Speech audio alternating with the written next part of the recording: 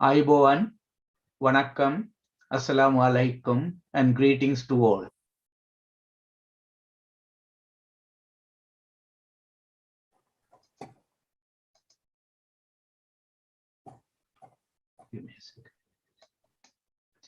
My name is Lionel Bopage, one of the co-conveners of the Voice for Democracy in Sri Lanka International Collective.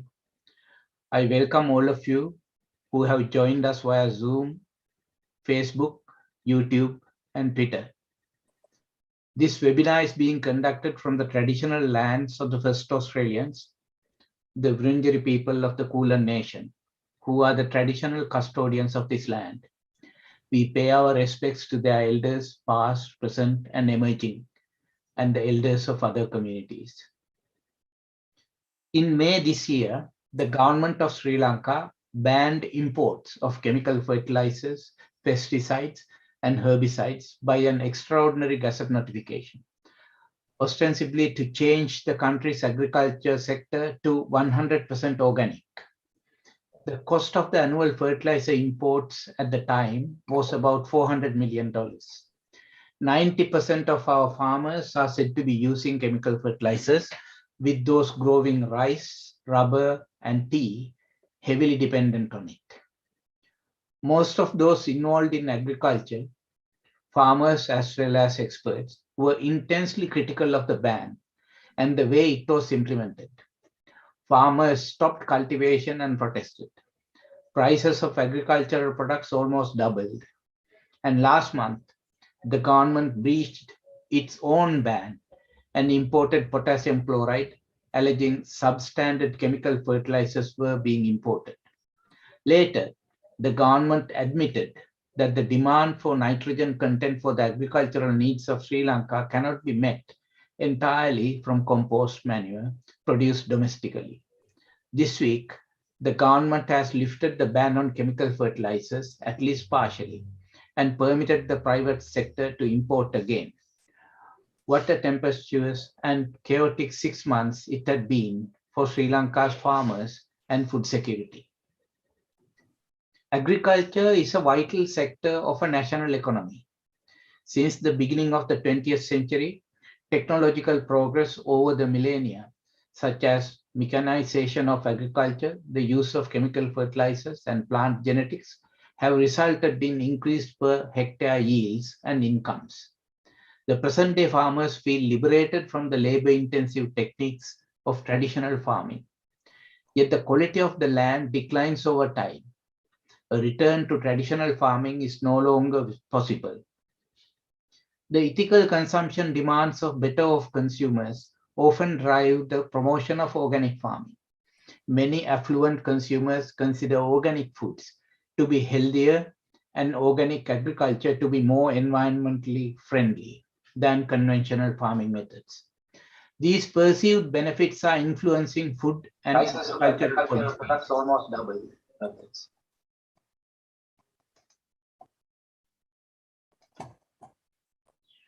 Organic farming is promoted as the paradigm for sustainable agriculture and food security. But the low yields imply that more and more land will be needed to produce the same quantity with organic methods. Expanding agricultural production further into natural habitats would lead to additional emissions and loss in biodiversity. Organic methods are well suited to reduce land degradation and improve soil quality. However, crop productivity and environmental efficiency could be further improved if these methods were combined with moderate levels of synthetic fertilizers and the newest plant genetic technologies. In any event, the demand for food will increase further due to population and income growth. Plant-based products are increasingly being used as renewable resources. To keep up with this rising demand, it is estimated that global agricultural production will have to increase by at least 60% and possibly up to 100% until 2050. This is a major challenge because land, water, and other natural resources are becoming increasingly scarce. The survival of humanity and that of the planet Earth and restoration of ecological balance have become a real concern. the environmental footprint of agricultural production needs to be reduced. This will require modern technologies and production methods that conserve natural resources and make farming more resilient and less dependent on chemical inputs. Solutions need to be locally adopted, taking all promising areas of science into consideration. Neither conventional nor organic methods have complete answers to these challenges. Sustainable production systems therefore require smart integration of both. Supporters and opponents of organic agriculture should find some common ground for implementing more sustainable farming methods that benefit Sri Lanka. And that is why we have invited a distinguished panel of experts to address today's webinar. We thank them all in advance. To moderate this webinar, we have Mr. Saman Warusawithana. Mr. Warusawithana is the immediate past president of Organization of Professional Associations in Sri Lanka, and he was the 43rd General Secretary of that association. Also, he is the current Vice President of Sri Lanka Institute of Agriculture. He graduated from University of Ruhuna in 1987 as a Bachelor of Science in Agriculture, specializing agriculture engineering, and obtained his postgraduate qualifications in environmental engineering from University of Moratuwa and in business administration from University of Colombo.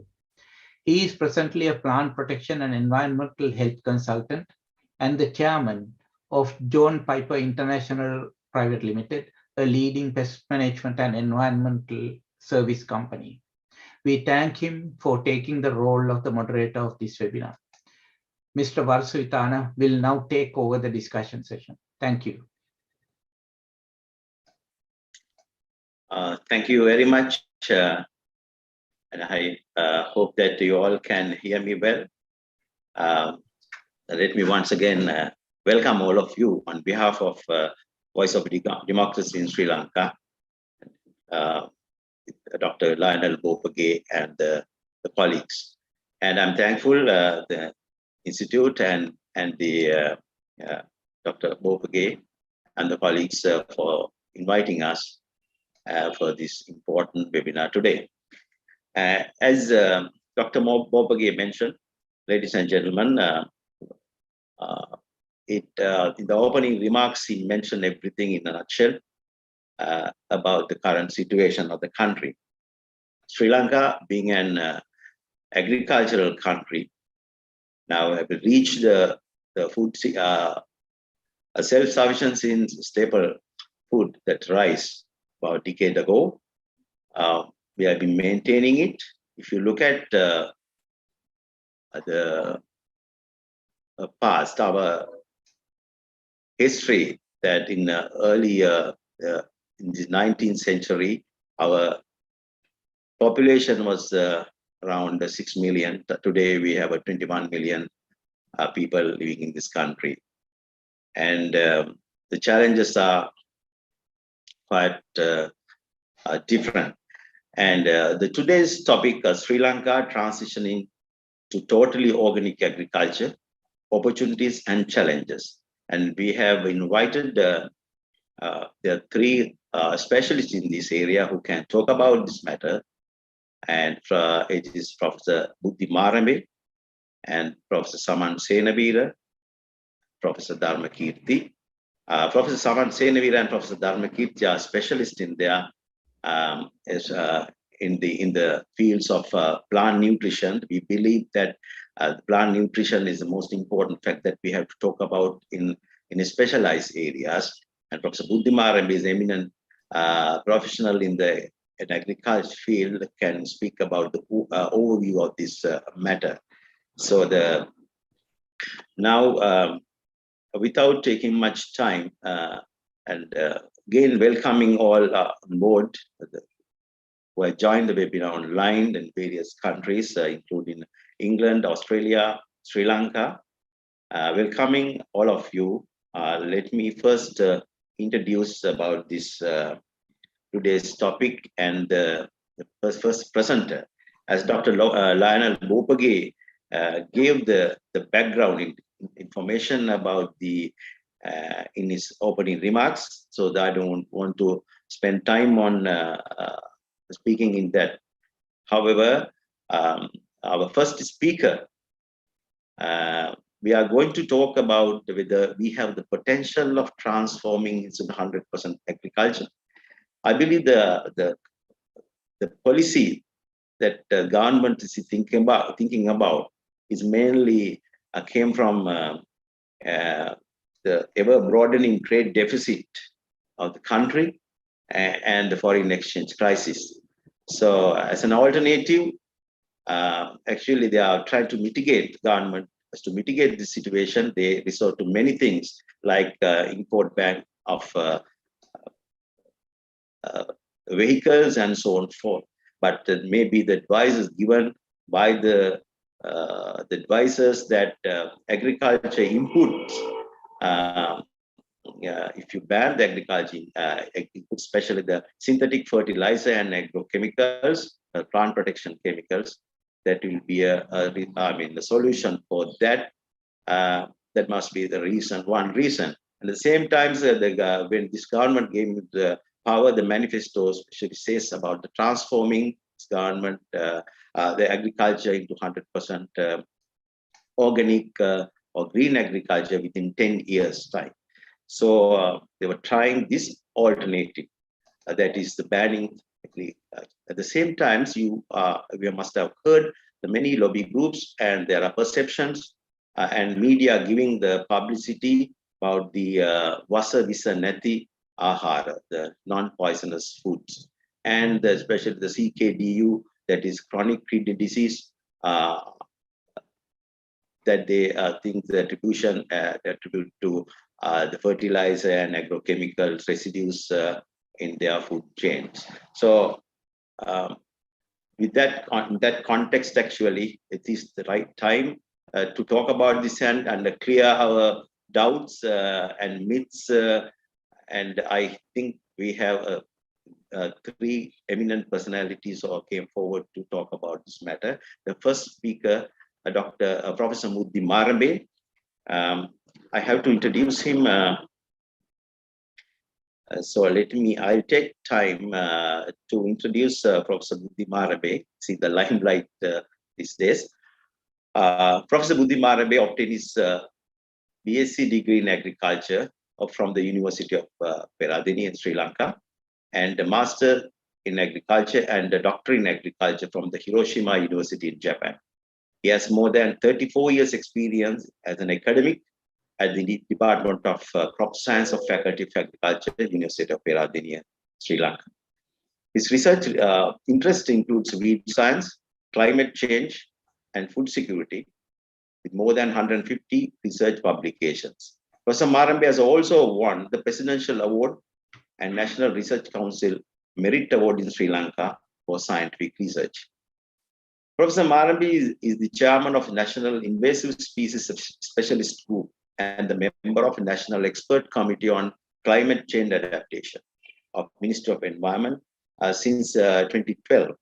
Professor Marambe was also a member of government delegation in climate negotiation at the United Nations Framework Convention on Climate Change during the past 8 years. He was also the Assistant Secretary of Lanka Organic Agriculture Movement for the period 2001-2003. While being an academic, he has also served as a non-executive member of the board of several private sector organizations, providing technical guidance and assistance to agriculture-related options, and a council member and executive committee member of many professional organizations, including Sri Lanka Organization of Agriculture Professionals those days, and Sri Lanka Institute of Agriculture, and Organization of Professional Association of Sri Lanka. He's a member. Professor Marambe has provided his services as a consultant to the World Bank, European Union, UNDP, FAO, and many more international and national institutions in issues related to climate change, food security, and agriculture. I believe it is the right person to talk about in his area. So he will first give the overview. Now we have about 10 minute presentations these three speakers will talk, each person will talk about 10 minutes. After this presentation, there will be an interactive session where you can put your questions to the respective presenters in the chat box. If you want to listen in different language, because this is broadcasted in English medium language, but any person who wants to listen in either Sinhalese or the Tamil languages, you can also switch to the this you can take this option. So yeah, let me you can see the icon under your Zoom panel. You can click the global icon and then select your whatever the preferred language that you want to listen to this this presentations. Okay, and ladies and gentlemen, let me introduce, let me welcome and hand over to Professor Marambe for his the first presentation. He will talk about the food security and national economy in Sri Lanka. Over to you, Buddhi.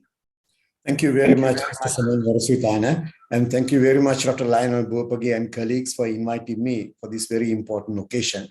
And thanks, Dr. Bopage, once again for setting up the stage. That introduction gave a big picture of the overall win that make things easy for us to move along. And let me answer one question that Mr. Saman Warusawithana asked during his introduction, whether we can completely transform into organic. My answer is yes. But the question, once again, Mr. Warusawithana and colleagues, what for? What are we trying to achieve with that? That's the million-dollar question that we have to understand. So when decisions are made, decisions have to be based on evidences. And what is more clear than anything else is that the decision made, this unfortunate decision that has been made, is being made without proper evidences and without looking at the future and without looking at the current scenario and the historical experiences as well. With that little introduction, let me now start sharing my screen so that I can continue with this short presentation at the beginning. Mr. Warusawithana, you can see my screen, am I correct? Can see that, yeah. Right, thank you very much. So, ladies and gentlemen, I just thought of adding two words into the title: food security and national economy in crisis. That's exactly how I can present my case here regarding Sri Lanka to everyone who understand and who want to know what has happened in this country over the past 7 months. I'm not going to go into historical developments right now at this particular stage. Well, ladies and gentlemen, it's good to move towards the presidential secretariat and the communication that was made by presidential secretariat. That was on 22nd April, as I showed you here on the screen. I'm extracting, copy pasting exactly what the presidential secretariat said on 22nd April 2021. That is, even before the cabinet took the decision on 27th April, on 22nd April, His Excellency came in front live, not live, actually a recorded version, where he addressed all the government sector, state employees, especially the executives in the government sector, about the future plans and so on. So this is the very first time this scenario was divulged to the general public. And one important thing, colleagues, the interesting part here is that though we now speak of foreign exchange issues, foreign currency issues, and so on, nothing of that nature was mentioned when this decision was given or the intention was expressed by His Excellency the President. The overall idea was that to say that he's very worried about human health and the environment health. Hats off. That's a very important point, only with respect to agriculture, in all aspects of the economy. Things worked out further on 27th April. A cabinet paper was put forward to the cabinet of ministers and was approved, giving 20-point action plan, actually a strategic plan, I must tell you, to achieve one important goal. That is to find sustainable solutions to climate change adaptation using in a sustainable manner, using a green socio-economic pathway. This is how everything began. And one of those 20 items that were approved by the Cabinet of Ministers, one thing is to completely ban importation of synthetic fertilizers and synthetic pesticides. So overall ban on agrochemicals. This was the starting point. Since then, a lot of things have happened until now, the time that we are doing this presentation. Gazettes have been issued, gazettes have been revoked, task force have been established, and task force have been replaced. It's interesting to see how things started. And this is the gazette notification that you see on the left-hand side of your screen, and the right-hand side of the screen is the implementation pathway, which was given very clearly by the import-export controller of Sri Lanka to match with the gazette notification saying that what we can do and what we cannot do in terms of, say, for example, urea. Urea can be imported for agriculture and urea can be imported for industrial purposes. The letter very clearly says that these material chemicals that we call agricultural inputs, very important synthetic agricultural inputs, cannot be imported further unless the ship, after placing the order from wherever in the world, has already started sailing by 5th May 2021, because the gazette notification was issued on 6th May 2021. So this is how things started. And to going back to a very recent incident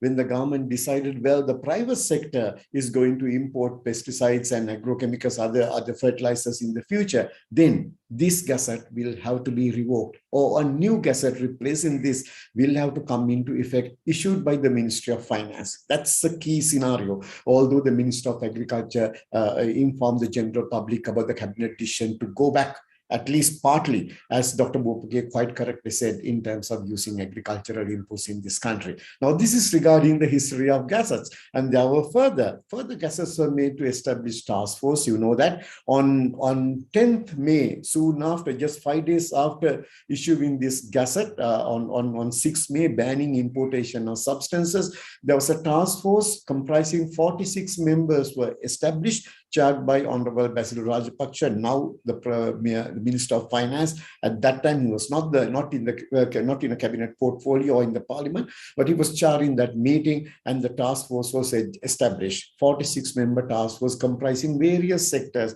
people representing various strata in the society. This task force was changed gradually, adding people, removing people, and then finally there was a task force established, removing the cabinet minister from the task force, except for Minister of Environment, who has been made the new chair of a 25-member task force on this movement towards establishing a green socio-economic pathway for the future. That's one side of the story. Then very recently, on 15th October, and in addition to all those task forces that are there, His Excellency came up with a new task force, established a new task force that is to achieve the objectives of green agriculture. Now, so far, the green agriculture term was not there, but the green economy was in. And here comes the term green agriculture for the first time into this overall policy framework in Sri Lanka, where we had this new gazette notification. Before going further, ladies and gentlemen, to look at the overall picture, it's also good to look at certain press releases issued by the President's media.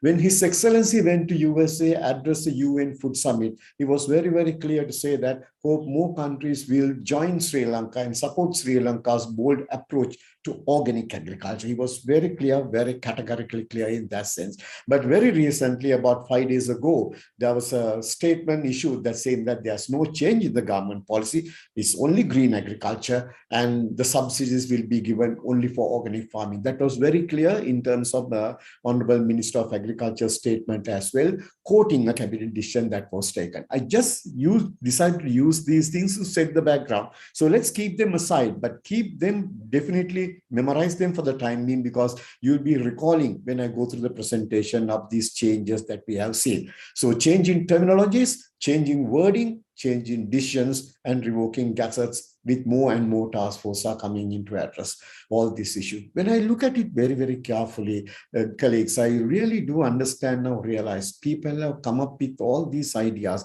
or people who really want to romanticize agriculture in this country, who has never been into practical agriculture, probably has given wrong advice to His Excellency and the Cabinet of Ministers, the whole government, and has started taking the whole society on a ride. Very unfortunate scenario. That's what I said when Mr. Saman Warusawithana introduced the subject. subject, asking whether there's a potential to go for organic farming. Of course, potentials, possibilities are infinite in majority of the cases. But then the issue is, what is our objective? What are we trying to achieve at? It's food security. Food security is national security. If national security, in terms of food security, if that is the one to be achieved, even in the long run, no country can achieve moving towards complete organic agriculture. That's what I want to highlight at this particular stage. It has no ifs, no buts. This is the realistic scenario. I'll come up with examples during this course of this webinar. Now, when you look at the food security, I'm sure you all have heard about this. Basically, food security means having access to affordable, safe and nutritious food today, tomorrow, and for today and tomorrow for everyone. That's the important part. Everyone, that's the question. That's what we are trying to achieve. So please keep this in mind, and also the decisions taken by the Sri Lankan government with respect to this aspect. Going back a little bit in the history, nearly about 6 decades ago, when you look at the overall land that has been available, which is a precious resource, ladies and gentlemen, becoming marginal every day, becoming limited every day, so that we have to make sure in order to make sure the agriculture production is increased, we will have to increase the productivity. That means to produce more with less. Lower inputs with higher outputs. That means technological advancements that are required. Look at what has happened over the past nearly 60 years. The per capita land availability for agriculture has decreased. If you look at all these countries, now keep in mind Bhutan, right on top, look at the per capita land availability, even above the world average. I'm going to bring Bhutan as an example in a while, if the time permits in the first 10 minutes period. And look at where Sri Lanka is. Bangladesh hitting almost the rock bottom with respect to agricultural land availability per capita.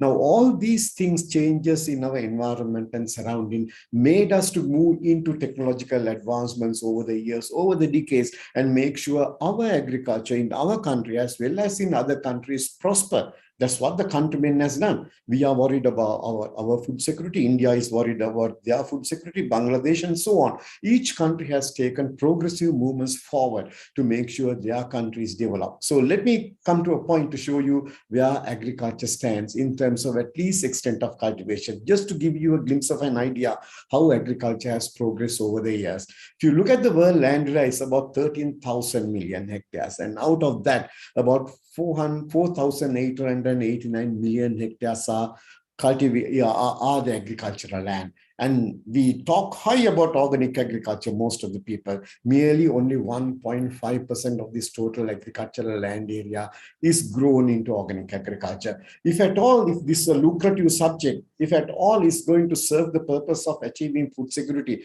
mind you, after decades and decades, it's still 1.5% of the overall agricultural land. There's an issue with respect to consumers and producers. As Dr. Bopagale, the middle class, the upper middle class, you always demand. When you have the purchasing power, you demand. But the supplier knows whether he can supply that to cater to the demand as well. Upper middle class is not the only component of the society. I mean, you look at Sri Lanka, for example, look at the global scale as well. In all developing countries, people who are in poverty level or very close to break the barrier of poverty limits are in the rural sector and live and make a livelihood based on agriculture. This is an important point that we have to look at. Producer is a consumer.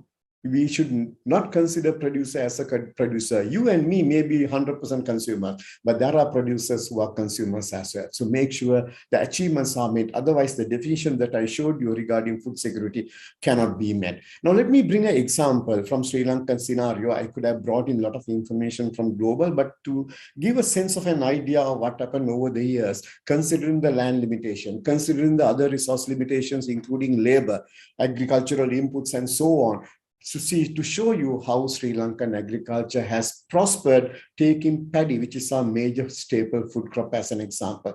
The data I'm using is not paddy, actually, it's rice. That means the milled, de-husked paddy, milled rice. That's what we talk about. Look at the scenario. The purplish color line tells you about the requirement. The blue color line tells about the production. And ladies and gentlemen, colleagues, you must be seeing very clearly, thanks to all the research work done since 1950s, thanks to all the farming community who grabbed the technology recommended by the Department of Agriculture and other entities like universities, made sure our agriculture sector progressed well. thanks to them, we are now in a position that we have achieved, or we have started producing more rice than we required. There are certain hiccups, as you see. These hiccups are mainly due to various environmental factors. We have started introducing fertilizer into paddy production in 1952. You look at the dip and you can look at the increase. And then after knowing that there's a problem with our traditional rice varieties that produce only 0.65 tons per hectare, the researchers at that time, even before the Rice Research Institute was established, they started breeding, they were going through the breeding program, and the first hybridization program was started in Sri Lanka in 1953, thanks to geniuses like breeders like Dr. Hector Abhivadana and Hector Veeratna, who finally ended up with developing and releasing the variety H4. That was in 1958. That increase the average yield or increase the productivity using this variety for more than double the original value. And that's a breakthrough that we had. Since then, we have started developing new improved varieties, giving higher yields. Our yields started progressing, and there were certain dips here and there thanks to the weather gods. We are now behaving in a very favorable manner. We also have seen extreme weather in the very recent past affecting our agriculture, and there were very bad policy decisions, untimely policy decisions that came up even later, making sure our rice production and many other crop production have been affected very badly. But we have recovered because the technological know-how, because the capacity that we had to make sure we move forward and we progress. That's the important thing to be kept in mind. It's this progress that is going to be reversed if the decision that was taken about 7 months ago is going to be continued to be implemented in the same way. The government of Sri Lanka, very unfortunate that until the recent past, but we see a lot of differences and changes that are happening. Now, ladies and gentlemen, because of this development, Sri Lanka has been positioned very well in the global scenario in terms of global food security index. I'm using the value up to 2019. In 2020, tables have changed, but I'm not going to use that because of COVID-19 scenario, because the response of different countries have varied. But if I take only few examples to show you where Sri Lanka stands, remember, lower the number that I give, higher will be the food security. So that's the important point. And you look at very clearly in this picture, Sri Lanka was right about all other countries in South Asia. This is the position that you are going to lose with these decisions that have been made, with these irrational decisions that have been made? We have to think of it. I'm glad at least the government of Sri Lanka, it is late, but even at a later stage, have decided, have understood that we are going to do it. And now we are going to change, we are going to go back to the original scenario, at least partly, to make sure agriculture prospers. That's the way to put forward. And all these decisions, ladies and gentlemen, as I told you, have been taken without considering the actual facts. A lot of people come and tell us, I have seen a lot of people come, the medical officers, medical practitioners, the clergy, and even some academia come forward in TVs and say, on TV screen, TV station, and say that Sri Lanka is a country that has used the highest quantities of pesticides and fertilizer, and telling that our environment is heavily polluted. Why are we trying to whack our own country unnecessarily when the facts are not the same? Look at this. The actual figures up until 2018, which I could extract, just to show you, don't worry about the figures, don't worry about the values, but look at where Sri Lanka stands in terms of South Asian and South Asian and Southeast Asian countries in terms of using fertilizer per hectare of cropland. Now, this is the actual scenario. Why is that these people telling these lies in front of an audience and trying to take the whole society on right? I really do not know. People should not try to achieve their whims and fancies based on national budget, on the societal cost. We have to be very, very careful. Going further, once again, this is about the pesticides. This was also told by many people saying that Sri Lanka is a country that uses largest quantities of pesticides. Look at this black line, ladies and gentlemen. That's about Sri Lanka. This is where we stand. And remember what I told you, we are trying to use low inputs in order to come up with higher outputs. And we are using technological advancements, starting from breeding, agricultural inputs, and so on. And we have succeeded. And the important part, once again, to say that the situation is not bleak. They're all false allegations that made by many people to take the politicians on the right and the whole society on the right. And we are being, just in singular, we say you cannot create a billa, you cannot create a devil out of these things that is not happening actually. This is the unfortunate scenario that has happened. It's very unfortunate, I must tell you. Just to let you know, once again, an answer to the question that was asked by Mr. Saman Warusawithana at the introductory remark. This is a wonderful research that was done in USA, comparing quite a large extent of agricultural land area in USA. They did an organic survey in 2014 to show that whether organic food or organic cultivation can increase the yield compared to conventional cultivation. Look at the results. In 84% of the cases, the organic yield was actually significantly, a minimum of 34% lower in all food crops when compared to the conventional type. This is a very unfortunate scenario. Yield was equal only in 7%, but in 9% organic yields were greater. And those organically grown products which gave higher yields, more than 89% were cultivated to hay or silage crops.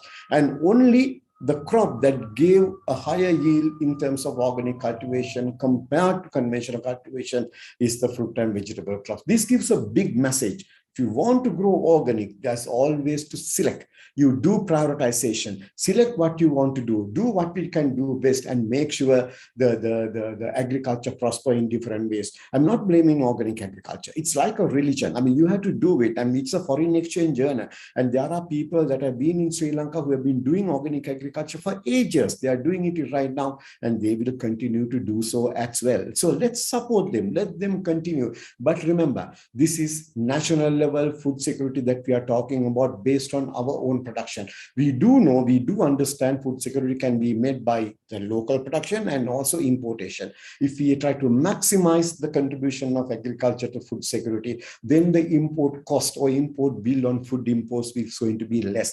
That's the thing that we are going to achieve. Now, some people always talk about this organic agriculture in the global scenario and tell that we can achieve food security, and they bring in examples from Bhutan and Cuba. Look at the situation in Bhutan and Cuba about organic agriculture. Bhutan cultivate only less than 3.5% of their agricultural land, and they are constant for a time period because they had a bad lesson. They learned a bad lesson. I'll come back to very quickly on that. Look at Cuba, the black line. Cuban agriculture has shown even 61% reduction roughly in organically grown agricultural land moving from 2018 to 2019. Are we still talking about achieving food security through organic agriculture? These are facts and figures for all of you to look at it. What's about in Sri Lanka? What is the situation in Sri Lanka? Sri Lanka, we cultivate about 2.5% of our total agricultural land into organic agriculture. And if you look at in the recent past, the organic agricultural land has even contracted by 27% in a period of 3 years. So this is something that we have to be very, very careful, very cognizant about in making decisions. Once again, please do not make agriculture romanticized. It's a reality, it's a real fact, and there is a scientific basis in these cases which are to use the science-based, evidence-based decision-making to do that. Very clearly, we are talking about Saman Warusawithana, we are talking about whether we can achieve food security, whether there's a potential for organic agriculture. If we do organic agriculture, this is the best example that I can give you with respect to the food crop rice. There's a study that was done and published, a study conducted over a period of 11 consecutive years. That means 22 seasons, Yala season and Maha season. This was done at Battaragoda Rice Research Institute, and the clear-cut evidence given is that if you go organic, if you try to cultivate paddy organic right throughout a period, and say 11 years is a long period to turn, and people say with time organic agriculture achieves higher yields, but look at the scenario that has happened.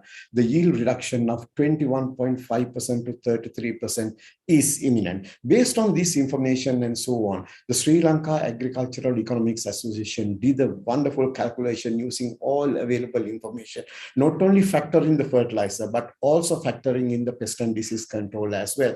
This can be furthermore, this can be more if you try to go through organic agriculture. This is the end result that they showed very clearly. The yield losses moving into organic agriculture policy, if we try to continue to do the same practices that we have done during the recent period of 7 months starting from May this year, this is a trouble that we are going to have. So if this continues, ladies and gentlemen, our food security is at stake. This is the last slide in my first segment of presentation.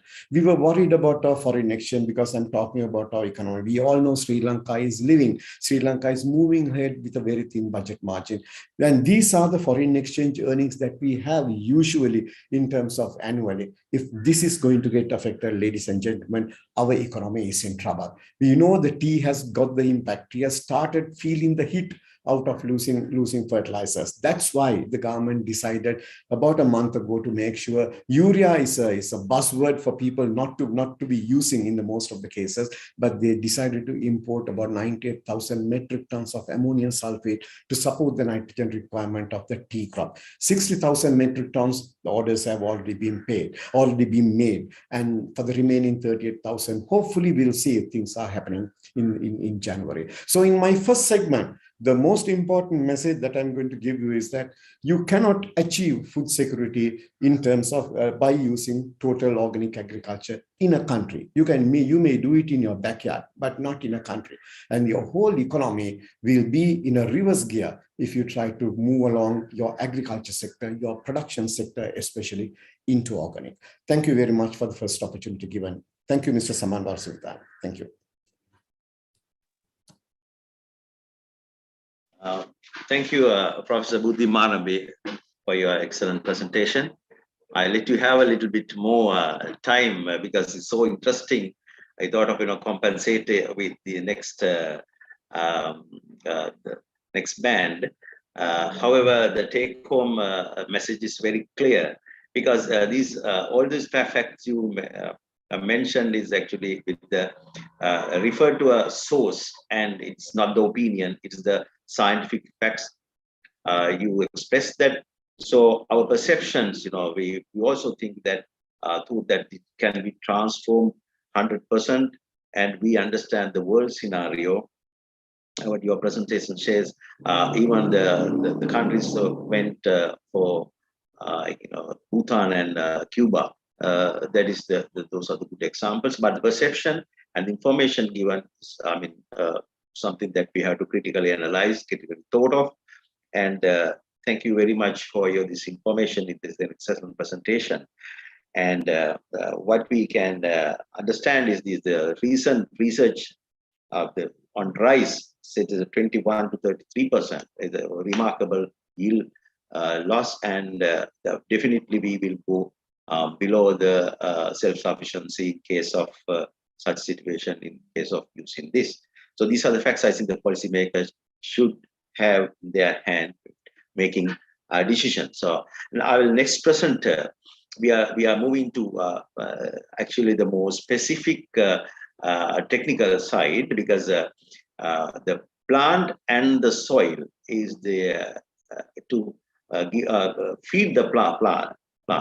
We should have the soil. So there are next two presenters who can talk about as to how the plant is fed and the biology or the physiology of the plants and the soil. So first, as a next presenter, I like to invite Professor Saman Seneweera. His expertise area is going to talk. So let me introduce Professor Saman. To introduce Professor Saman to understand his background. Saman Seneweera is a professor of plant science at the University of Southern Queensland, Australia, honorary professor of University of Melbourne, and former director of National Institute of Fundamental Studies, NIFS, Australia. He graduated from University of Ruhuna with Bachelor of Science in Agriculture in 1990, and then enrolled in Western Sydney University to pursue his PhD. He got his PhD in plant physiology in 1995 and has continued his academic career in international arena. He has also worked at the University of Western Sydney, Australia, Tohoku University, Japan, and University of Illinois,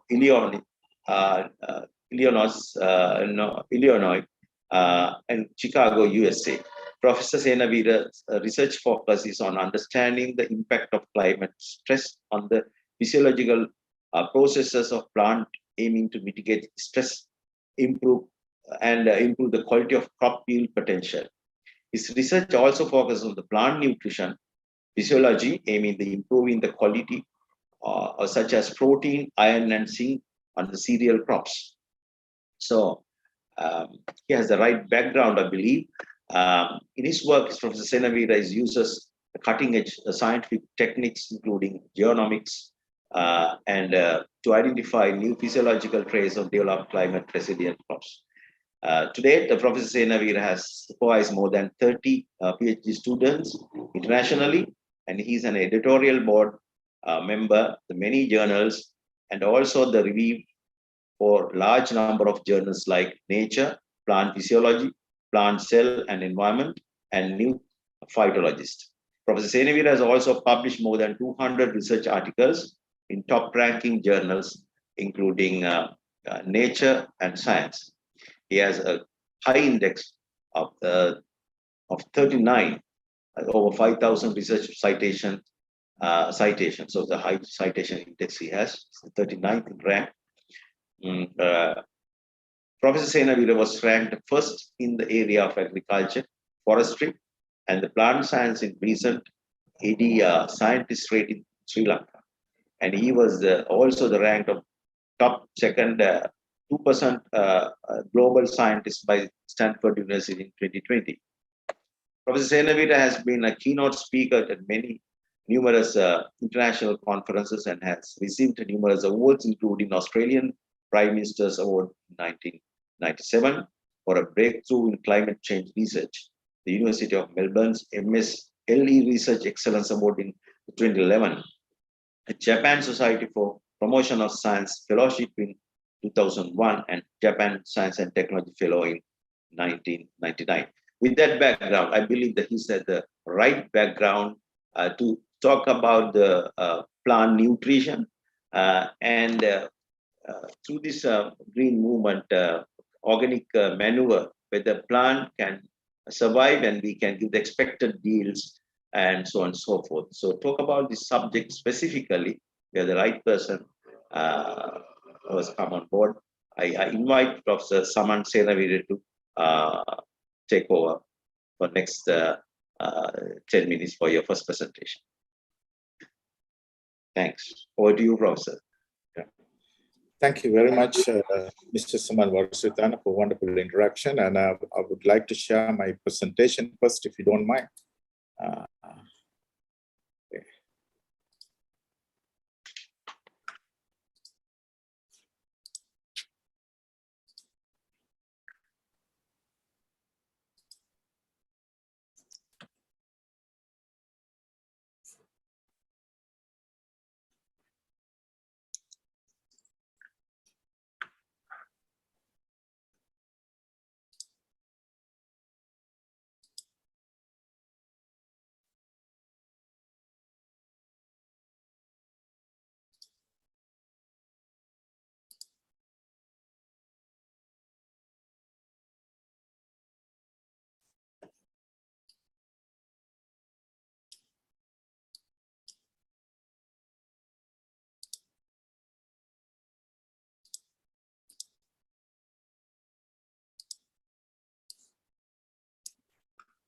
Shall I move into the mode?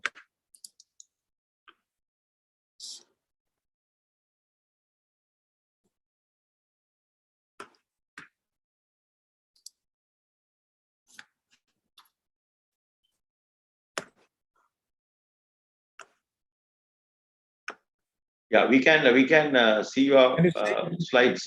We can go ahead. Can you see? Like, okay. Yeah, it's very clear. Yeah. Okay. Right.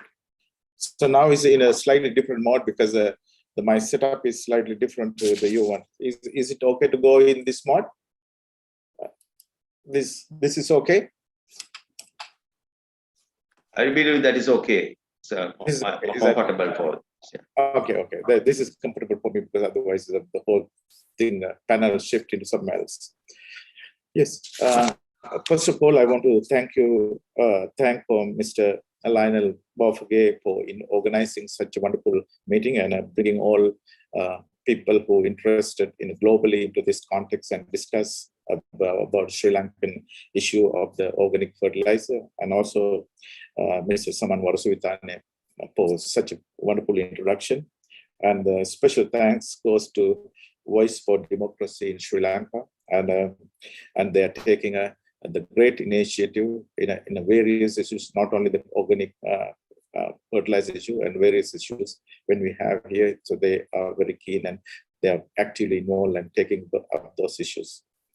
And also I want to, Dr. Professor Buddhi Marambe gave a wonderful talk and gave an overall full picture of the whole organic story in Sri Lanka, how it started and where the government is heading, in what direction and so on. And my background is very much plant physiologist, and I should say more plant biologist, and work on various aspects in molecular genetics, breeding, and the physiology, etc. This I want to bring my perspective into this picture, the organic story, how whether we can really scientifically we can go and drive into that direction. And so as we have seen a similar picture from Professor Buddhi Marambe's presentation, and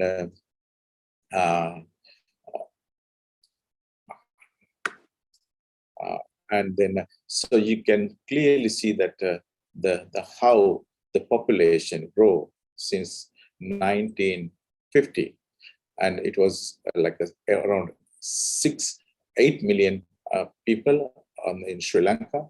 Now it reached to 21.15 million. It's a remarkable. The increment is somewhere around 4 times. At the same time, if you see the cereal production, not only rice, with all other cereals, was 1 million metric ton during that time, and it reached to now somewhere around 4.3 million metric tons. And this incremental growth came through the major breakthrough in agricultural science. One is the plant breeding, and the one is a breeding and more breeding science and technology, and breeding for yield enhancement, breeding for pest and disease management, and the whole genetic improvement process taken place over nearly 70 years. That's where we are right now. And at the same time, a lot of technology evolved around agronomics, especially in the precision farming direction. It's a very course, including water management, fertilizer management, and the pesticide management and use, so on, like that. So improve heavily in this space. That with the other science, with the chemistry, with all other disciplines of science, the agriculture also they improved. Yeah, and this all adapted into agriculture. That's how we achieved that high yield increment over the years. And particularly, so the fertilizer technology and the inventor of urea, superphosphate, muriate of potash, and made a key role in the crop productivity. And they gave the best, all the crops bred and developed for fertilizer use efficiency. And they brought the genetics and the important key traits that can taken over of this nutrient, like a nitrogen, phosphorus, and potassium. And now also we look at other nutrients like the other macro and micronutrients. And at the same time, the other challenges were other abiotic challenges was like the pests and diseases became very common. And so developing new pesticides, new weedicides, new fungicides, so on. This all is a combination of approach that help to improve the yield potential of cereals and pulses and all the crops in Sri Lanka. Especially this technology impacted heavily on the cereals than the pulses and other crops. And therefore, we have gone extra mileage with this crop in terms of the yield and in terms of the technology gone into this crop, and to achieve that current food security. So I want to add something a little bit more to the Professor Buddhi's talk. And we all talk about that. We are currently, food security is a marginally, we are okay, we are safe. But we need to talk beyond. We should talk about the beyond the food security, because simply our farming community, if we take 27% of the population in this country is directly involved with agriculture. If you take 50% of the population is indirectly, this half of the country is somehow related to the agriculture. And agriculture is our our history, the culture, and we cannot ignore. Most of these people are in the below poverty line. Simply because of their income is not enough to, they cannot make a break even from this the agriculture current operation. So we really need to think about improving their income through increasing the productivity rather than going backward.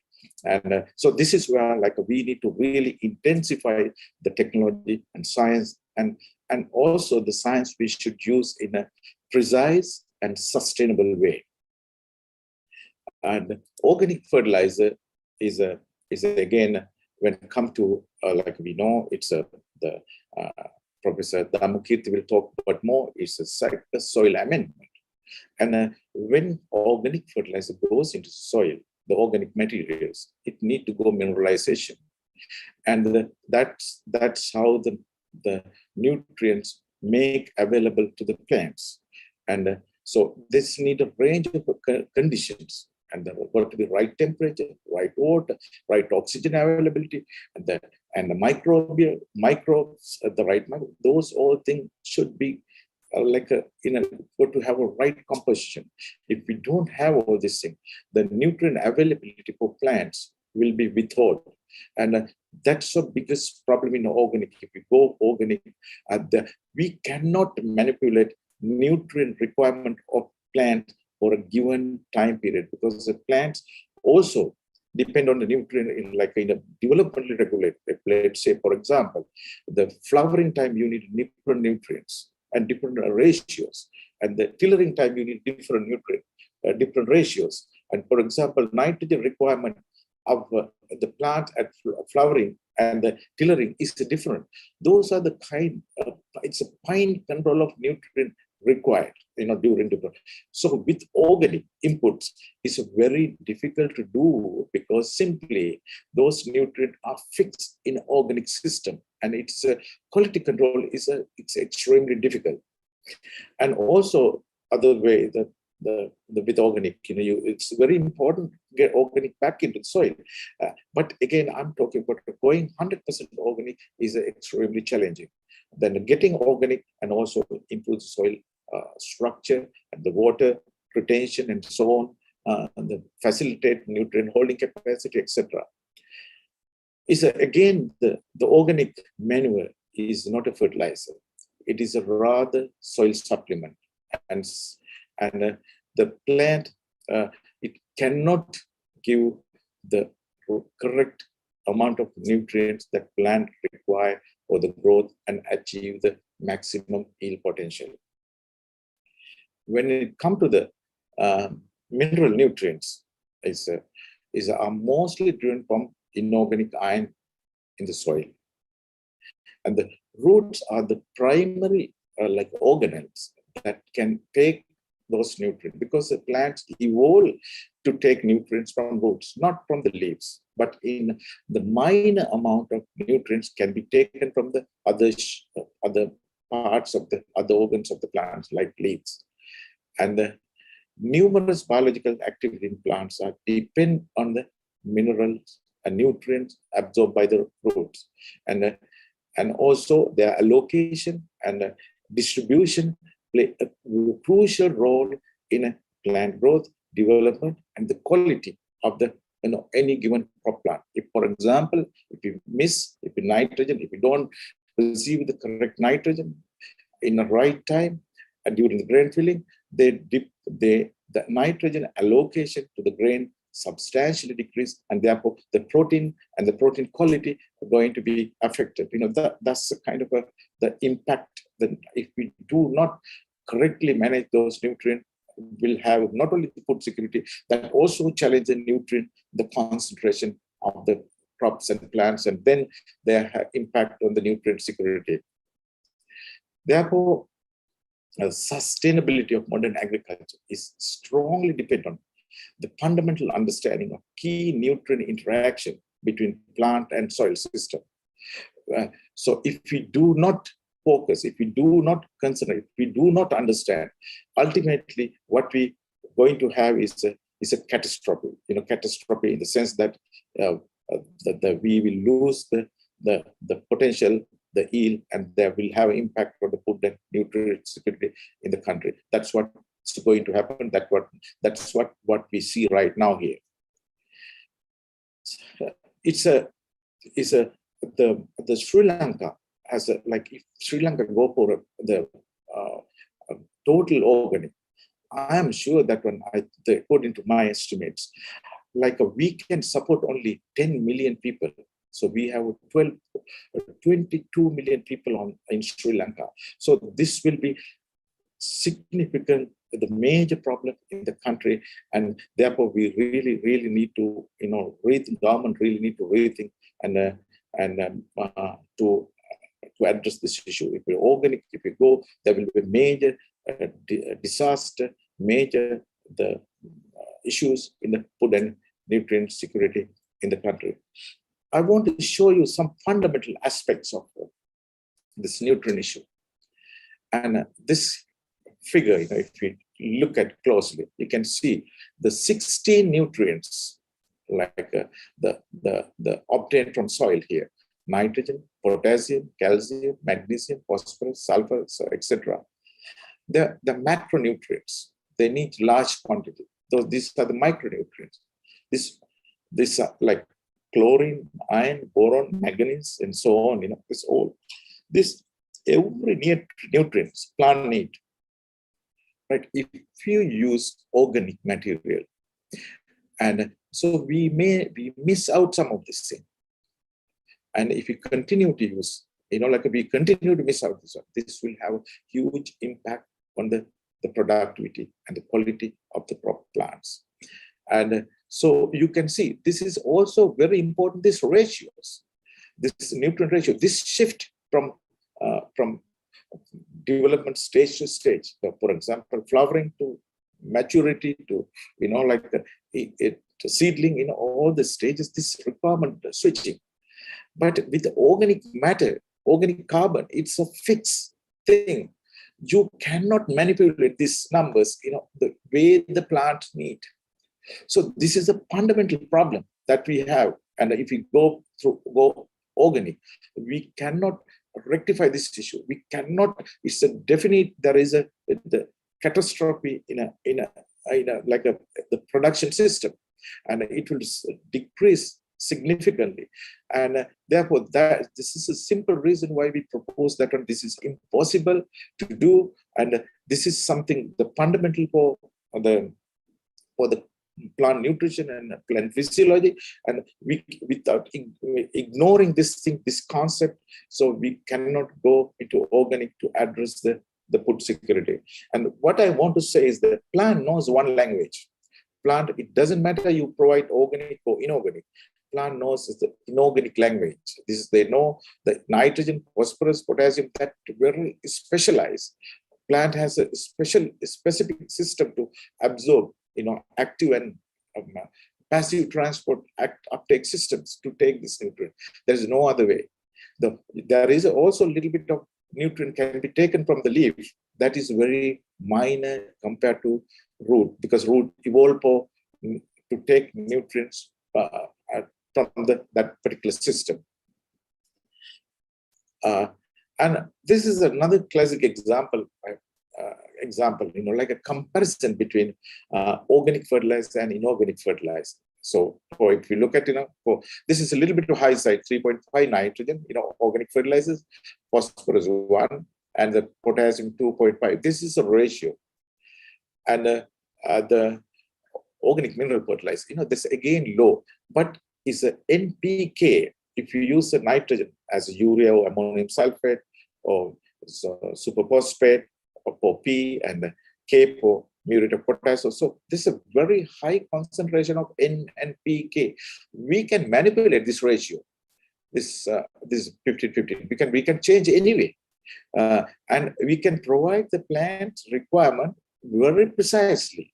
So by which we can maintain the growth and the productivity and the sustainability of the crops. And other thing, what we miss in this system, the critical nutrient requirement. That's a concept. That's a science. And so for plant to achieve the highest yield potential, they call the 90% of yield. So you need to have the nutrient required nutrient concentration we call critical nutrient concentration. For example, for rice, to achieve 90% of the yield potential, this should be the nutrient concentration here. For more than that requirement is plant cannot use it, is waste. And if you use more than that, that is it will land up in a toxic, it will be a toxic to the plant.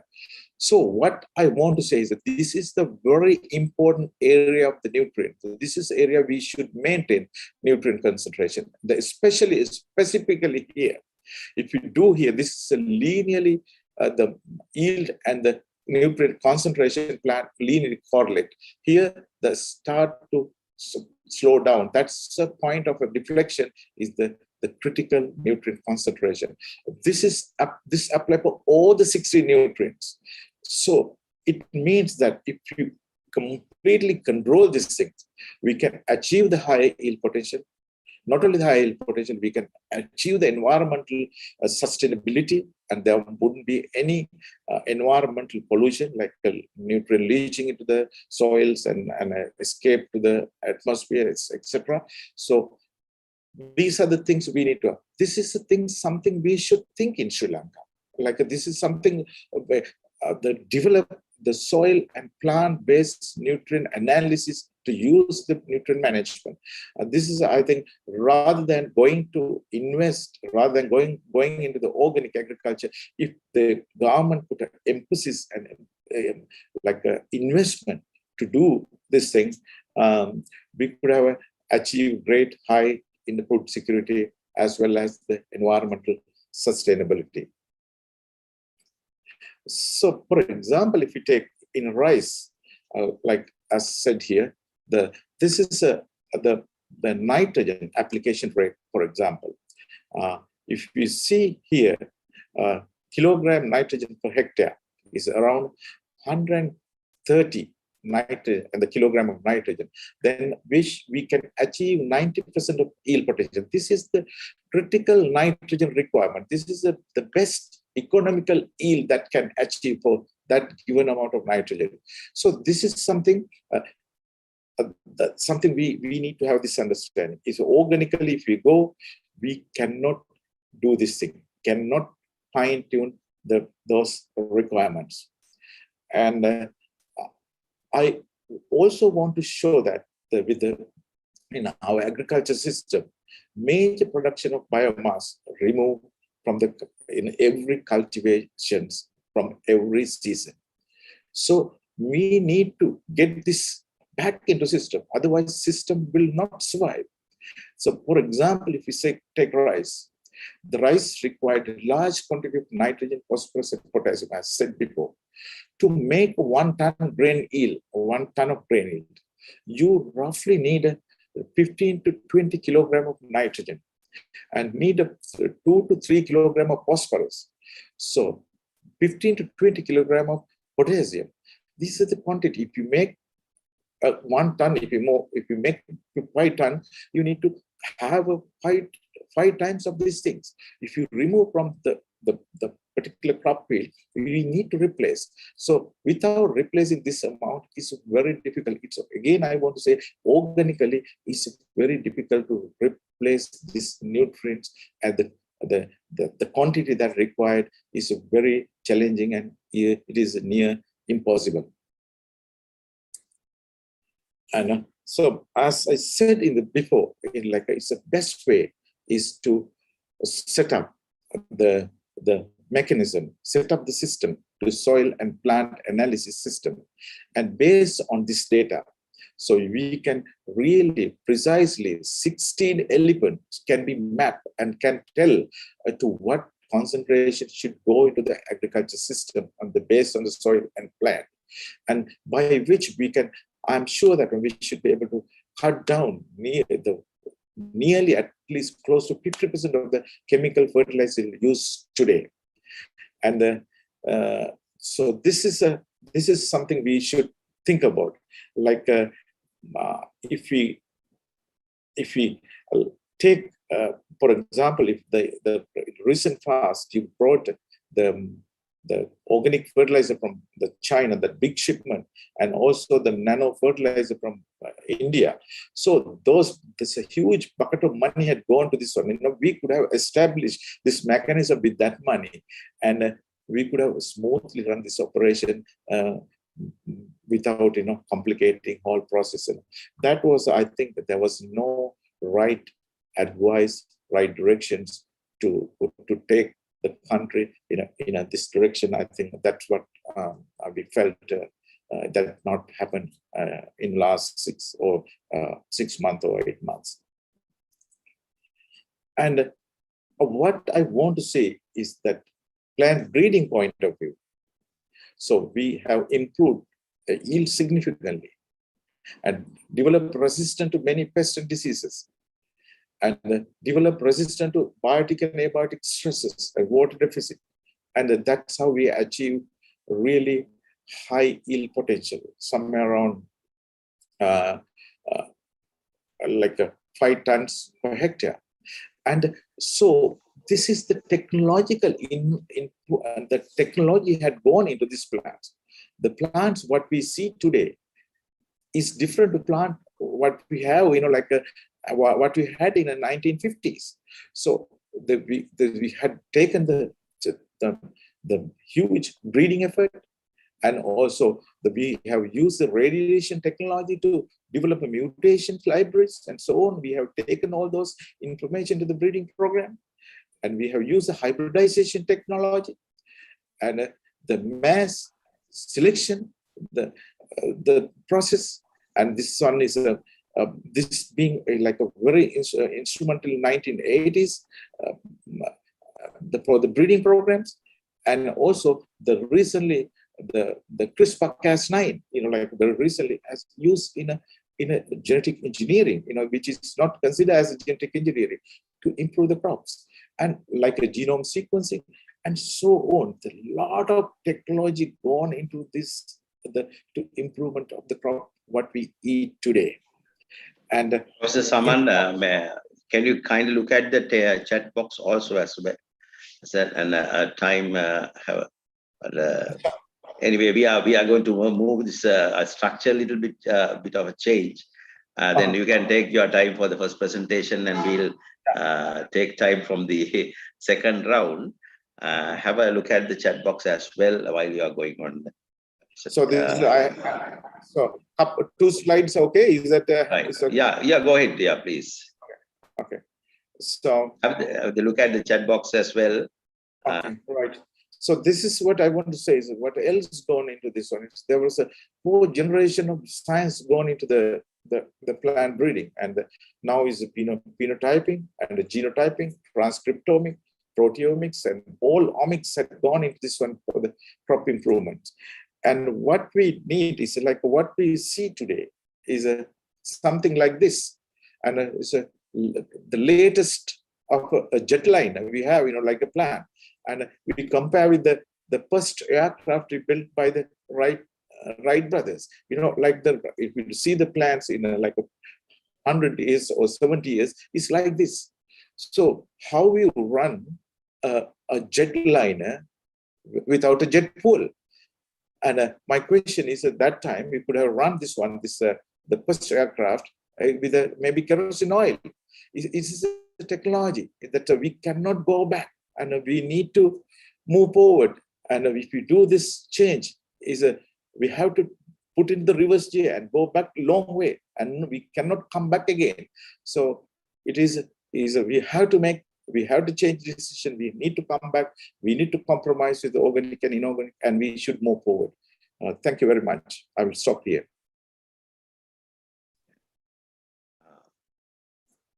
Thank you very much, Professor Saman Seneweera, for your presentation. Excellent presentation. You are talking about especially the potential of the plant to absorb nutrients, their mechanism, and also about the various stages of the plant life and how it should be manipulated to get the maximum yield potential and other expectation from agriculture or otherwise.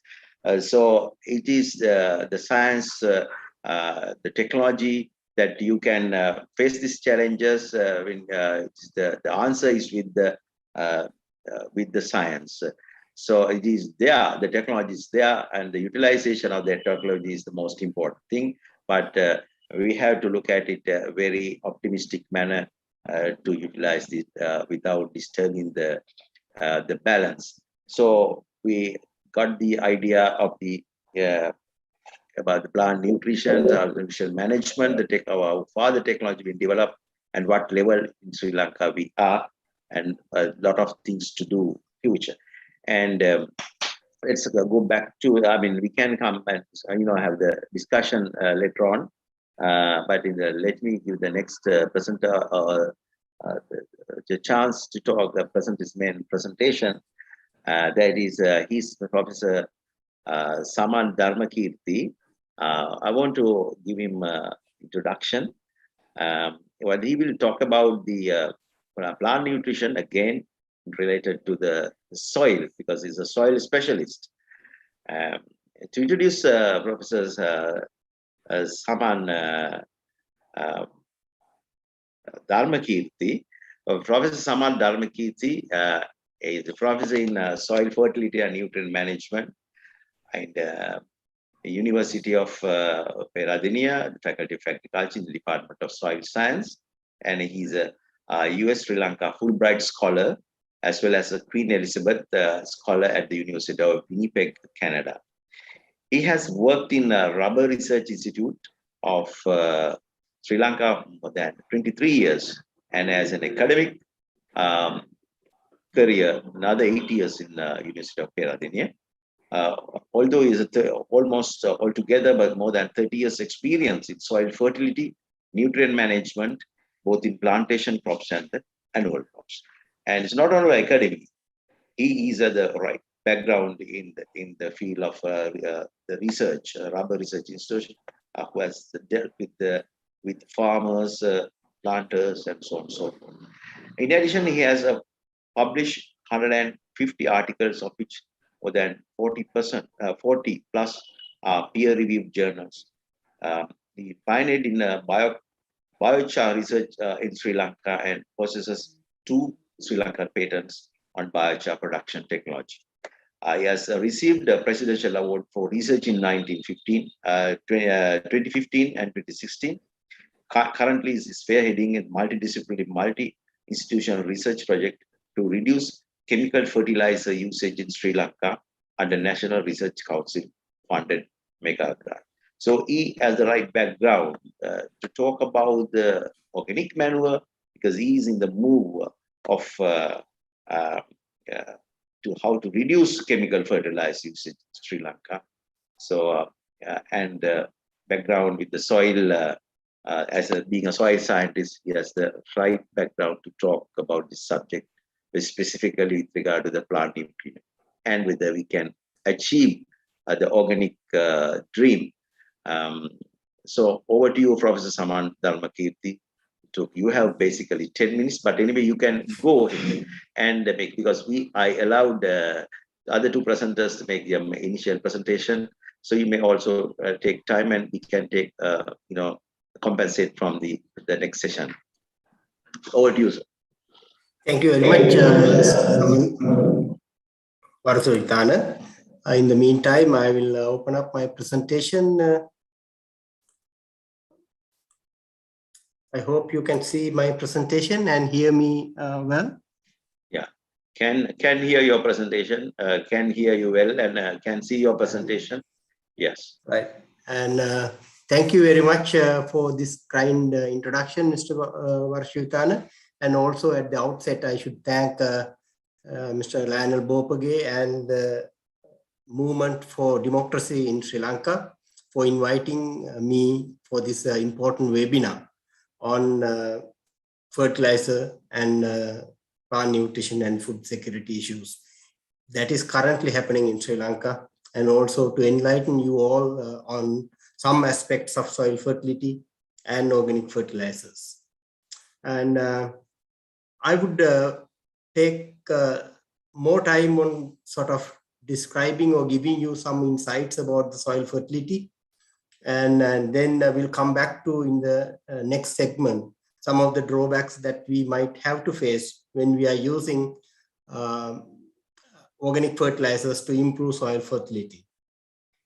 And let me start with some definitions. I think it is important to understand that what the words that we are using is in appropriate context, so that you all can follow me and also understand what is going on in the world, and in particularly in Sri Lanka. So when I say that it is soil fertility, I'm talking about the capacity of a soil to provide plant nutrients. So that was the traditional sort of definition for soil fertility, the capacity of a soil to provide nutrients. But the paradigm has been now shifted so that we now talk about not only plant nutrients, but also the soil should be able to provide other chemical, physical, and biological conditions for maximum productivity or maximum plant growth or crop yields from a given soil. So soil fertility in my mind is not only related to plant nutrients, but also the overall soil health for achieve maximum productivity. And Professor Seneweera talked about plant nutrients. So plant nutrients are nothing other than elements that are essential for plant nutrient, plant growth. And there are about 18, as Professor Seneweera said, that there are 9 macro elements and 9 micro elements, which are based on the percentage of intake by your plant. When I use the term fertilizer, I'm going to say it is a substance that provides plant nutrient when it is applied to soil or foliage. So fertilizers are, in my mind, is substances that provide plant nutrient. So if you are following the terminology that has been used in Sri Lanka over the news lines, so recently you will probably have heard that we are going to import plant nutrients.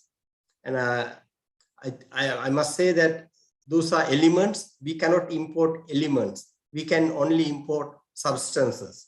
So in fact, we need to import fertilizers, not plant nutrients. And then one of the important aspects of my presentation, as well as Professor Seneweera has also touched, that what are organic fertilizers? Organic fertilizers, again, because they are fertilizers, they should be nutrient sources for plants to grow with organic origin. And they should be either natural or processed, but it should contain at least more than 5% of the 3 main plant nutrients: nitrogen, phosphorus, and potassium. If any organic substance that is less than 5% of this total nutrients, then it is not considered as organic fertilizer, right? So this is, I'm quoting from Food and Agriculture Organization definitions. And in that sense, if you look at compost, for example, people tends to say that it is an organic fertilizer. And when you look at the total nutrient content of compost, it is less than 5% oftentimes, unless otherwise you artificially enrich it with some other materials. So in that case, compost, in my mind, is not an organic fertilizer, and they are organic amendments. Why I say that? Organic amendments are material of organic origin that are applied to soil to correct a major constraint other than plant nutrients. So soil organic amendment. So in the tradition of soil management, we were using compost, for example, to manage or to improve soil fertility, soil chemical, physical, and biological properties, not to provide plant nutrients per se. So they, in my mind, are organic amendments. So with that, those definitions, let us move and have a look at what is the fertility status of our soils. And they are mainly sandy or loamy sand in nature, and they have very low clay content. And not only the clay content is low, they are having a poor quality clay types like kaolinite, oxides, and hydroxide of iron and aluminum. Those are not very good quality clay minerals that I would like to see in a soil. Unfortunately, being a tropical country that has been evolved, soil has been evolved over millions of years, then that is the nature of the soil that we have. And then about 60% of our land has been eroded.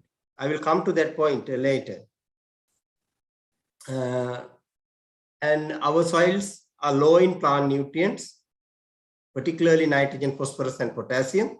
And depending on the crop and soil conditions, you may also come across with deficiencies of sulfur, boron, copper, and zinc, other plant nutrients. And one of the important aspects of our soils is that they are very low in soil organic matter content. Soil organic matter content kind of range from 0.5 to 1.5 or may maximum go to 2%. But when we talk about the fertile soil, it is somewhere around 3 to 5% at least organic matter content. So our soils, being a tropical country again, so I'm talking about our agricultural soils, and organic matter content is low. And there are some man-made situations where certain soils in Sri Lanka are excessively high phosphorus concentrations, and also some potentially toxic heavy metals can also be present in these soils. These are because of heavy loading of chemical and organic fertilizers, particularly in the Nuwara upcountry area. So that is the overall situation in Sri Lankan soils. And because of these soils have not been managed in a good way, what we can see is, we can see the most of the top soil in most of the Sri Lankan, in about 61% agricultural lands, they are ended up in rivers and streams. And if you look at the Mahameli River on a day of rain, and then you can see this muddy color water going, and it is the most fertile topsoil that has been eroded.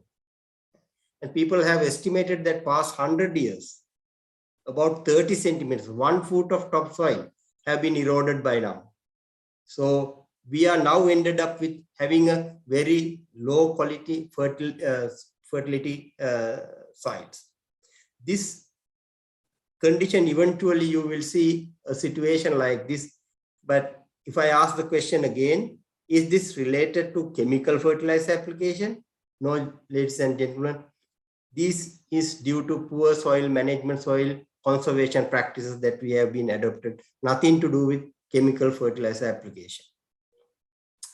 And so these are the type of eventual types of Sri Lankan soil profiles. If you may see, they are red in color, low in organic matter. And when you look at it, you will feel that they are less fertile. And what we need to is, we need to transform our soils to a soil like this, right? For which addition of organic matter is mandatory. So without which we cannot transform our soils to more fertile soils. And organic matter is the heart of soil fertility, and it has so many effects on the soil, and some of which Professor Seneweera touched, but it provides food for organisms live in soil. So if there's no food, no soil organic matter, these organisms will not survive. I mean, they will not be active. So in order to increase the biological activity in the soil, we need to provide organic matter, right? And it also produces one important component of soil, such as humus. You know, I said that our clay are very poor quality and low in quantity as well. But if you can increase the humus content, we can almost get the similar sort of functions that is coming from clay from humus. So in order to get this good quality soil colloids, I would rather say, and we have to apply organic matter. And organic matter have other important properties, like it reduces soil erosion because it protects and keeps the soil aggregates together, increase plant nutrient availability, decrease nutrient losses, increase water availability, and it will act as a sponge during the dry periods. So if you have a lot of organic matter in the soil, it will sort of retain more water and release slowly when the plant requires. And also it deactivates soil pollutants like potentially toxic heavy metals.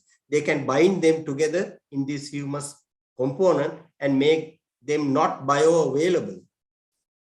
And in addition, there are improvements to soil aeration and controlled soil temperature. If you start to cultivate a soil by clearing a virgin forest at time 0, you have about 90 megagrams or tons of organic matter per hectare, roughly around.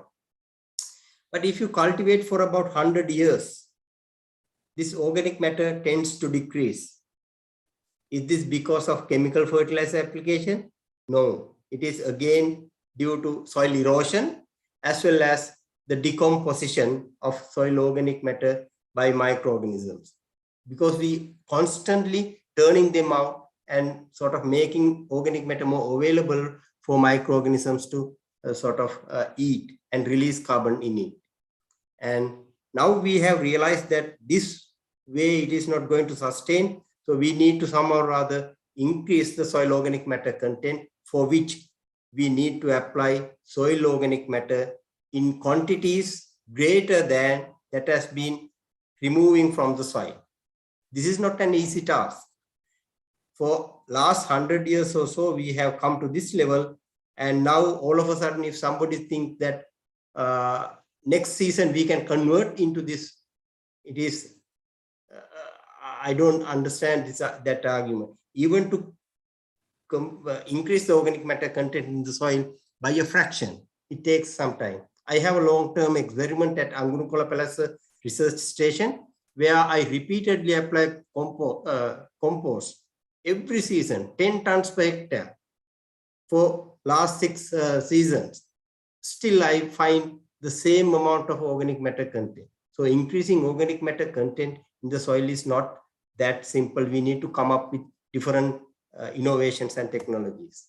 If you have high organic matter content, definitely then you will see, as you can see this in the Amazon forest, degraded soil, low in organic matter and poor plant growth. And if you have a good organic matter content in the soil, you can have a better plant growth. In order to get the expected yields, then you need to supply other nutrients as well.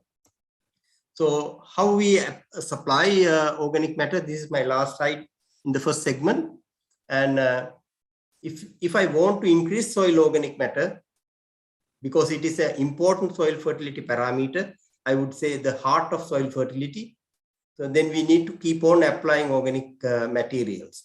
So we can use organic sources. Organic sources are animal origin or plant origin. And animal origin materials are listed here: bone meal, blood meal. But animal manure is the most common one in Sri Lanka, like cow dung and poultry manure. And a little bit of guano is there, but not many. And then fish meal and fish tonic. Fish tonic is currently being produced in small quantities, but not to great extent.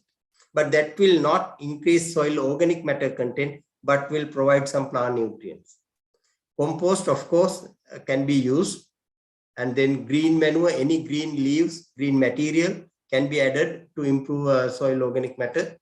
And seaweed and plant-based products like amino acid products that some of the organic fertilizer companies are producing, but they will not increase the soil organic matter content, but will provide some plant nutrients.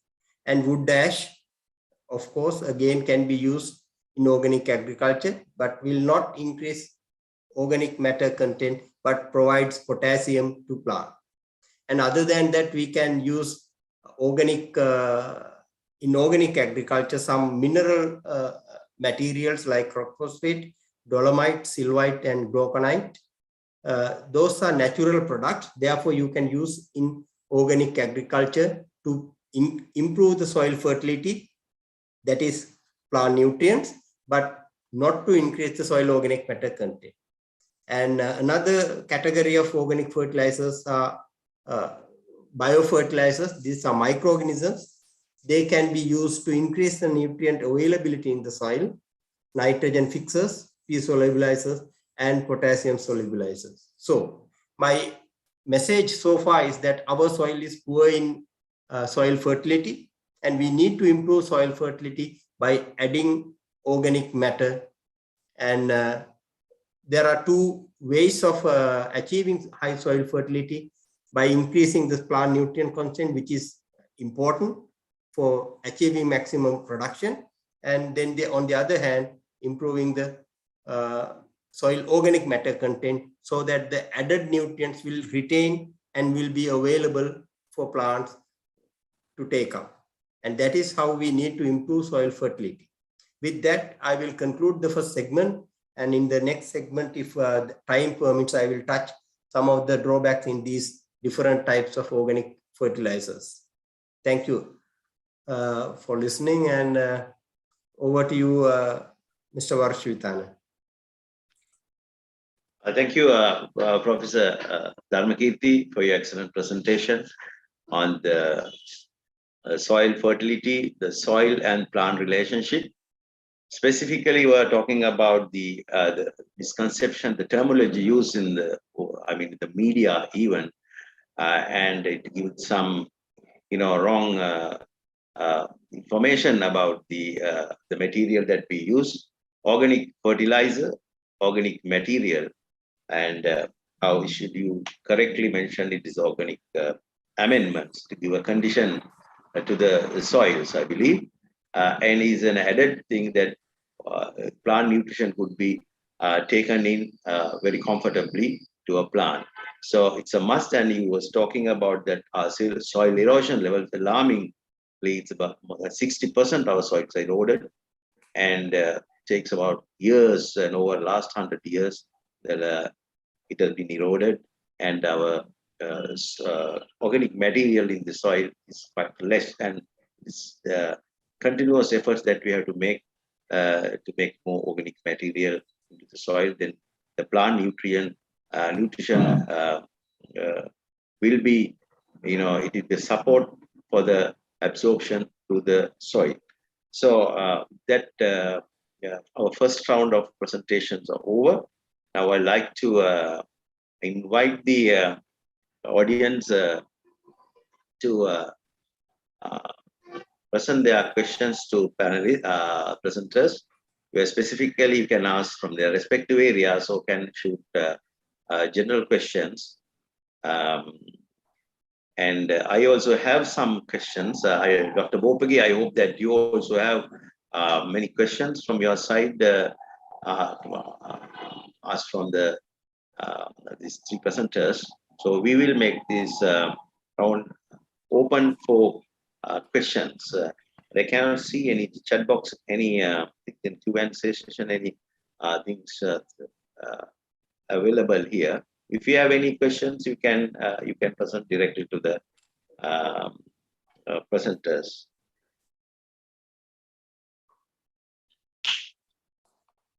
Actually, I gave a little bit more time for the first round because there are lots of slides to be presented in the main, but it could be compensated. Then we come to the second round. So now it is time, Sri Lankan time. It's 5, and we are left with another.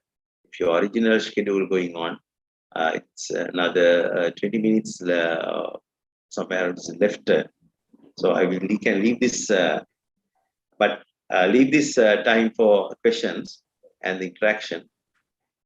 I would like to ask one question from the. Yeah. Are there any? There's a comment in the chat asking whether the questions to be placed in the chat box or not. Yes, it was announced at the beginning that you should the chat box, you can send the questions, and also there is a Q&A icon there, and it's also open. And both you can use the chat box and also Q&A. Right now, both are open. You can. I think it's a chat box is limited to the panelists. So Q&A icon, if you click the Q&A icon, you can directly send the questions to the panel.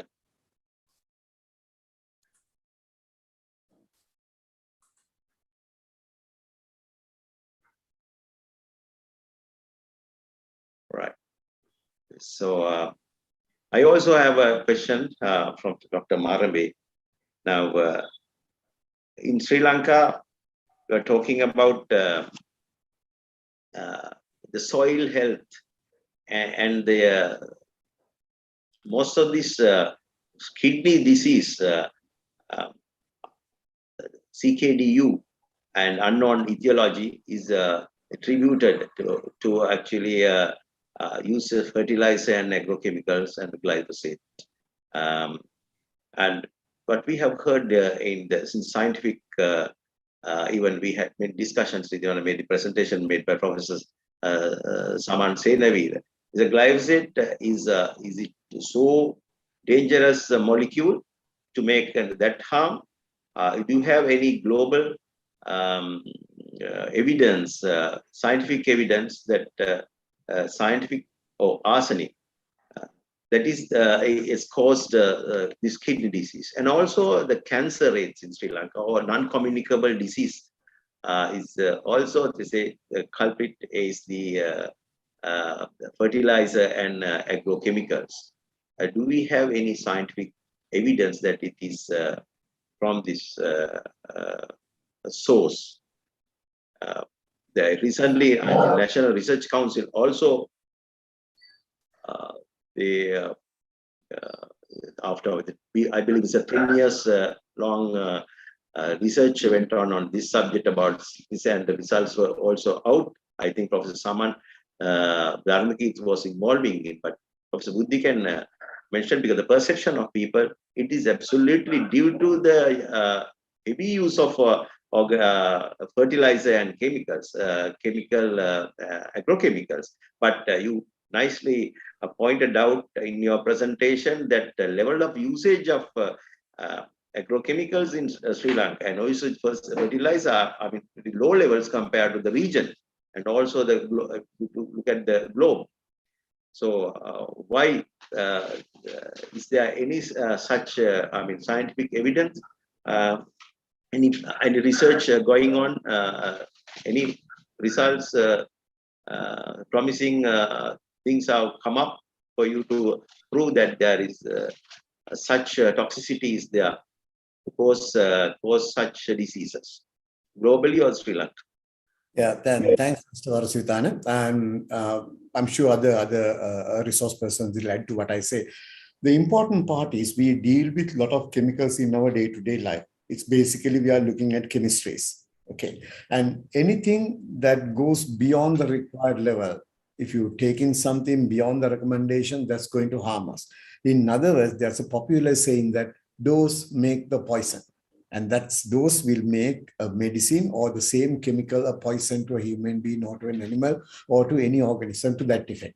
Now, leaving that aside for the moment, the direct answer that I can give you to the question that we have raised is that there's no hardcore data available to show that there's any cause-result relationship between what you said, either the pesticides or agrochemical pesticides or fertilizer being used, or the level of contaminants that are in, if at all there are, the level of contaminants that are in as heavy metal and metalloids such as arsenic, linking it up directly to the CKDU or any other non-communicable disease.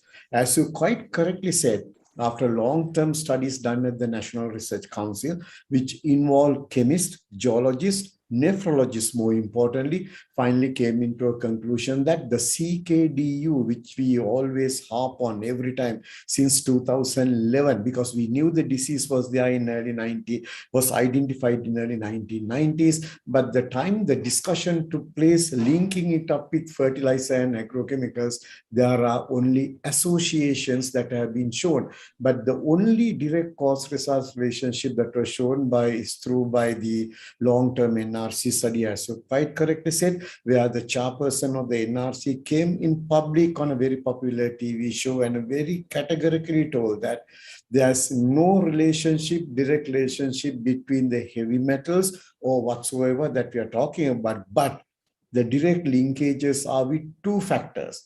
Factor number one is about the fluoride content that is naturally occurring in the north central province of Sri Lanka. Factor number two, people are not taking in adequate drinking water at a given time, given day. And those two things have led to the issue of chronic kidney disease, or they still call it uncertain etiology. And the NRC chairperson, who himself is a medical professional and a professor in the University of Colombo, categorically also told that he has already submitted this report to the Ministry of Health. I do not know what next step going to be, Mr. Warusawithana, but he spelled it out very categorically. I can still remember the date. It was 14 June of this year at the very popular TV show in ITN called Dharmakeerthi. So if you go to that program, it's available in the web. If you rewind it and look at it, he's very clear. He's not mixing up words. Give me just 1 minute to show you one slide regarding another thing that people talk about a lot. That is mainly on this cancer-causing substance, cancer and so on. Now this slide, what I'm going to show you right now is once again actual data. Actual data from Global Cancer Observatory, which is maintained by the World Health Organization. They every year in December, they release us the cancer prevalence for the past 5 years. So the data that I'm going to show you, colleagues, is basically from the year 2016 to 2019. Look at, I'm taking 3 countries for example. Look at Australia. A lot of people say Australia uses very low quantity of fertilizer and pesticides. Now, this is the level of fertilizer and pesticides that they used in 2018. And look at the cancer prevalence, not from my own observation, but from the Global Cancer Observatory, 3,172 over a 5-year period. Let's take Sri Lanka, for example. Fertilizer use is 138, much above Australia. Pesticide use is much lower than Australia, but our cancer prevalence is about 1/10 of what Australia has experienced. Let me get a third example now. Let's go to Bangladesh. Now, Bangladesh, as you saw in my slide that was shown at the very beginning, fertilizer use is much higher than Australia and Sri Lanka, and pesticide use is much higher than Sri Lanka, but lower than in Australia. Now look at the cancer prevalence. It is the lowest among these 3 countries. So what is the inference that you are going to draw out of all these things, Mr. Warusawithana? You cannot go through and develop a cause-result relationship. You can always come up with an association if you really want. I'm telling my students always, if you plot the average paddy yield since 1950, against the number of cars imported to Sri Lanka, you will get 100% positive association. But is there a meaning? Is it that to say that our farmers have started buying cars because the paddy yield was higher? That is not the case. So you can bring in 101 associations, but there's no cause-result relationship that has been proven. Thank you. That's the answer that I think. Yeah, thank you, Professor Marambe. And I think there are a few questions in the chat box to Professor Marambe. There is this question is to Professor Marambe. You mentioned the various terminology which has been used during this whole. You can see this conversation saga starting. Starting with green economy and ending with the green agriculture. Please, please explain this distinction. Yeah, the one thing, green agriculture is a very recently coined word, I must tell you. It's a very recently coined word. But the green economy has been there to make it more eco-friendly and especially linking up with climate change and so on. You have an economy where you minimize the greenhouse gas emissions and support the lowering rate of climate change. So those are the basic aspects that are coming. But of course, when people start defining these things, they will start adding various components based on the area of study that they are in. So basically, green economy looks at that. But when it comes to green agriculture, it's a coined word very recently, not coined by Sri Lankans, once again to show that, because even our concept, if you look at the cabinet decision, Mr. Warusawithana, the cabinet decision very clearly says we are looking at sustainably adapting to climate change. That is how this green socio-economic pathway has been proposed. So basically, conceptually, we are through. In other words, what we are trying to do is to make sure climate change is tackled in the best possible way. Though we are a low emitter, we do the best possible extent as a global citizen to make sure our emissions will be kept still much lower than even that we are emitting right now, whether it's lower quantity when compared to the global scenario. So that's the basic answer that I can give, but definitely a lot of factors can be put forward. Allow me to respond to one question. There was, I think, a question asking whether the NRC study is published. The final report is the one that NRC chairman came in public and said has been submitted to the Ministry of Health. So actually, I cannot respond to that question beyond that particular point. Thank you very much. Yeah, thank you. And there are other few questions, and you can see countries are recommended to move away from low productivity sectors such as agriculture into high productivity sectors such as information and communication technology. For example, in Sri Lanka, about 30% of labor force is employed in agriculture. However, the agriculture sector contributes less than 10% to the country's GDP. However, the agriculture is the strategically important aspect, any national aspect of any national economy. What is your views on this matter? You have directed to this from the Dr. Lionel Bopage. All these presenters can make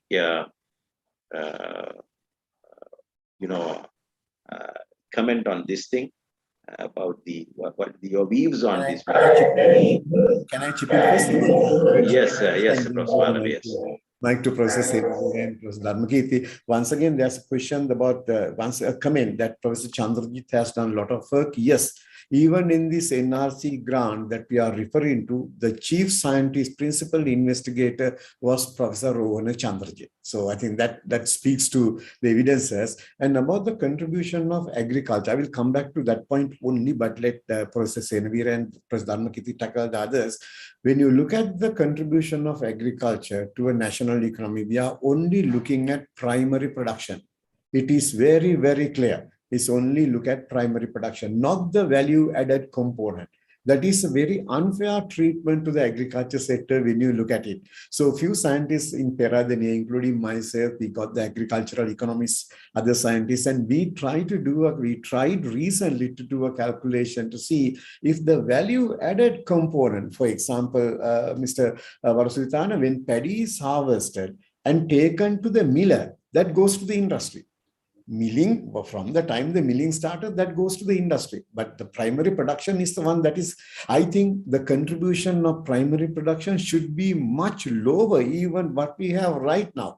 But get the value added component goes further high, and that will help the economies to grow. So that is where I stand with respect to the contribution of agriculture to the GDP. It has to be looked in such a way that we are only looking at primary production in these calculations. Thank you. That's from my part.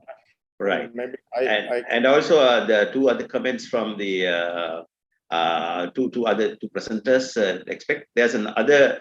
I must say there's a question from Dr. Vinaya Ariyaratna to Dr. Marambe. I think you can see it on the question Q and answer. Then you can prepare the next answer for that. And while I get to the Dr. Bopage's question, comments from eminent panelist Professor Saman, Seneweera, and Professor Dharmakeerthi.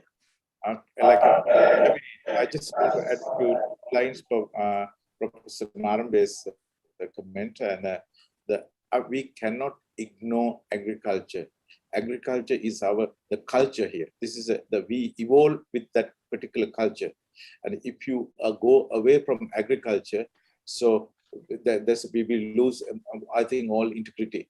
So what we want to make here is that agriculture is a more productive and more profitable entity. So that through that can be done easily. If we need to write strategic leadership here too, because the people do here, there are people who are capable of doing one. But what happened is here that people who, like, for example, you take the simple issue of this organic fertilizer issue, like 1 year of a country is struggling to justify this thing, scientifically. This is the issue. Like, if we face maybe a couple of issues like this, so we cannot get back again. This is what we really need, a right mind to lead these places. This this entities, agriculture. I'm sure that when we cannot 10%, we can lift to a great high in agriculture sector, because simply I see we have a great potential. We have the best environment in the world. Like, if you see the temperature, look at from the highest temperature 28 degrees C average to the 10 degrees C. That's the best temperature we can grow anything. The water, look at in the mountain, you get the 7.5 meters high in the rainfall in the mountain, and the driest place is nearly a meter. And also the soil is really is a fertile soil across the country, and the biodiversity. We look at everything. This is all agriculture. We have the best packet on the earth, and we need to integrate this thing, and we can lift this agriculture great height in the any other, more than any other country. That's what I think. We don't have a leadership here. So Saman, Dharmakeerthi, you got any comment on the contribution to the GDP, and the same question, if you have any comment, because there are a couple of questions in the question and answer box. If you want to make an additional comment on that, previous question. No, I think what has to be said was said by both other two panelists. But in my opinion, what is important is that agriculture sectors should grow. But it is the proportion of agriculture sector for national economy should go down as the country develops. So other industrial sectors has to come up and grow, but our productivity, primary productivity, as very clearly Professor Marambe said, we have to sort of pursue on that. Otherwise, we will not be able to sort of secure our food security and other gain. In addition, we should also look into the other aspects related to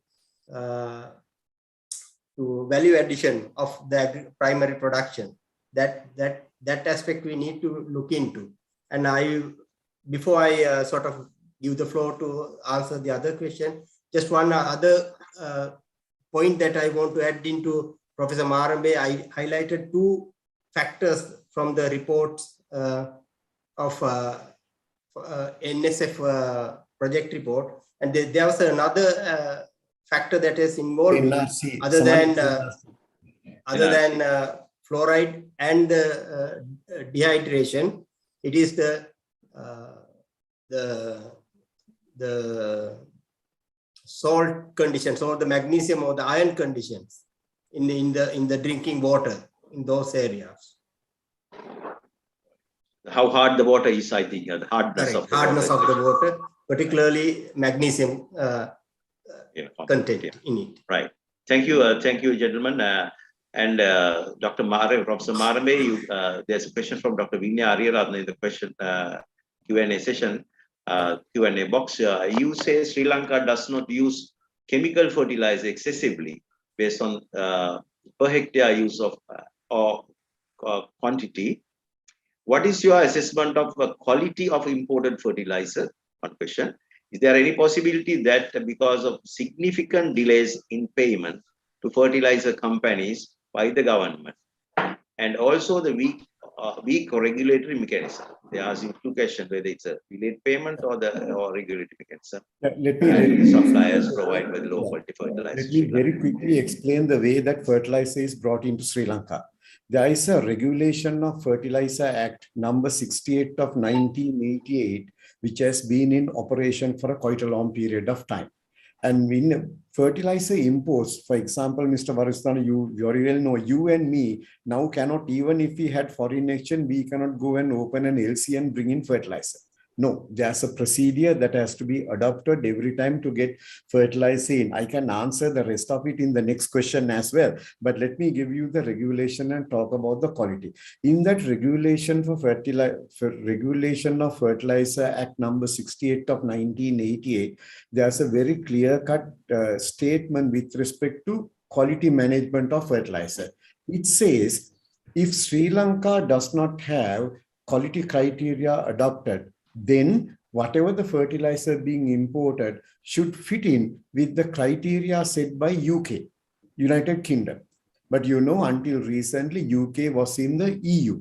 So UK did not have a separate fertilizer kind of regulation, but they followed the EU regulation.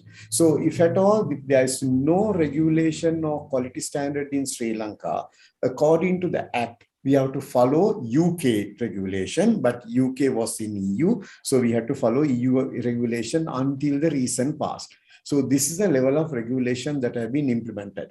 Since 2016, the Sri Lanka Standard Institute came up with regulations, came up with quality criteria for fertilizer that is being imported. So since 2016, I'm not talking about the greater history, but we have been very peculiar and very sensitive with respect to the heavy metal contamination in these fertilizers, in addition to the required nutrient content that should be there when the fertilizer was brought in for a specific purpose. So that part is very, very clear. But people can play pandu, as we call it. I'm sorry to use that word. There are certain malpractices that we have identified. It was highlighted in the Auditor General report as well. 55 of the reports have been manipulated by some officers.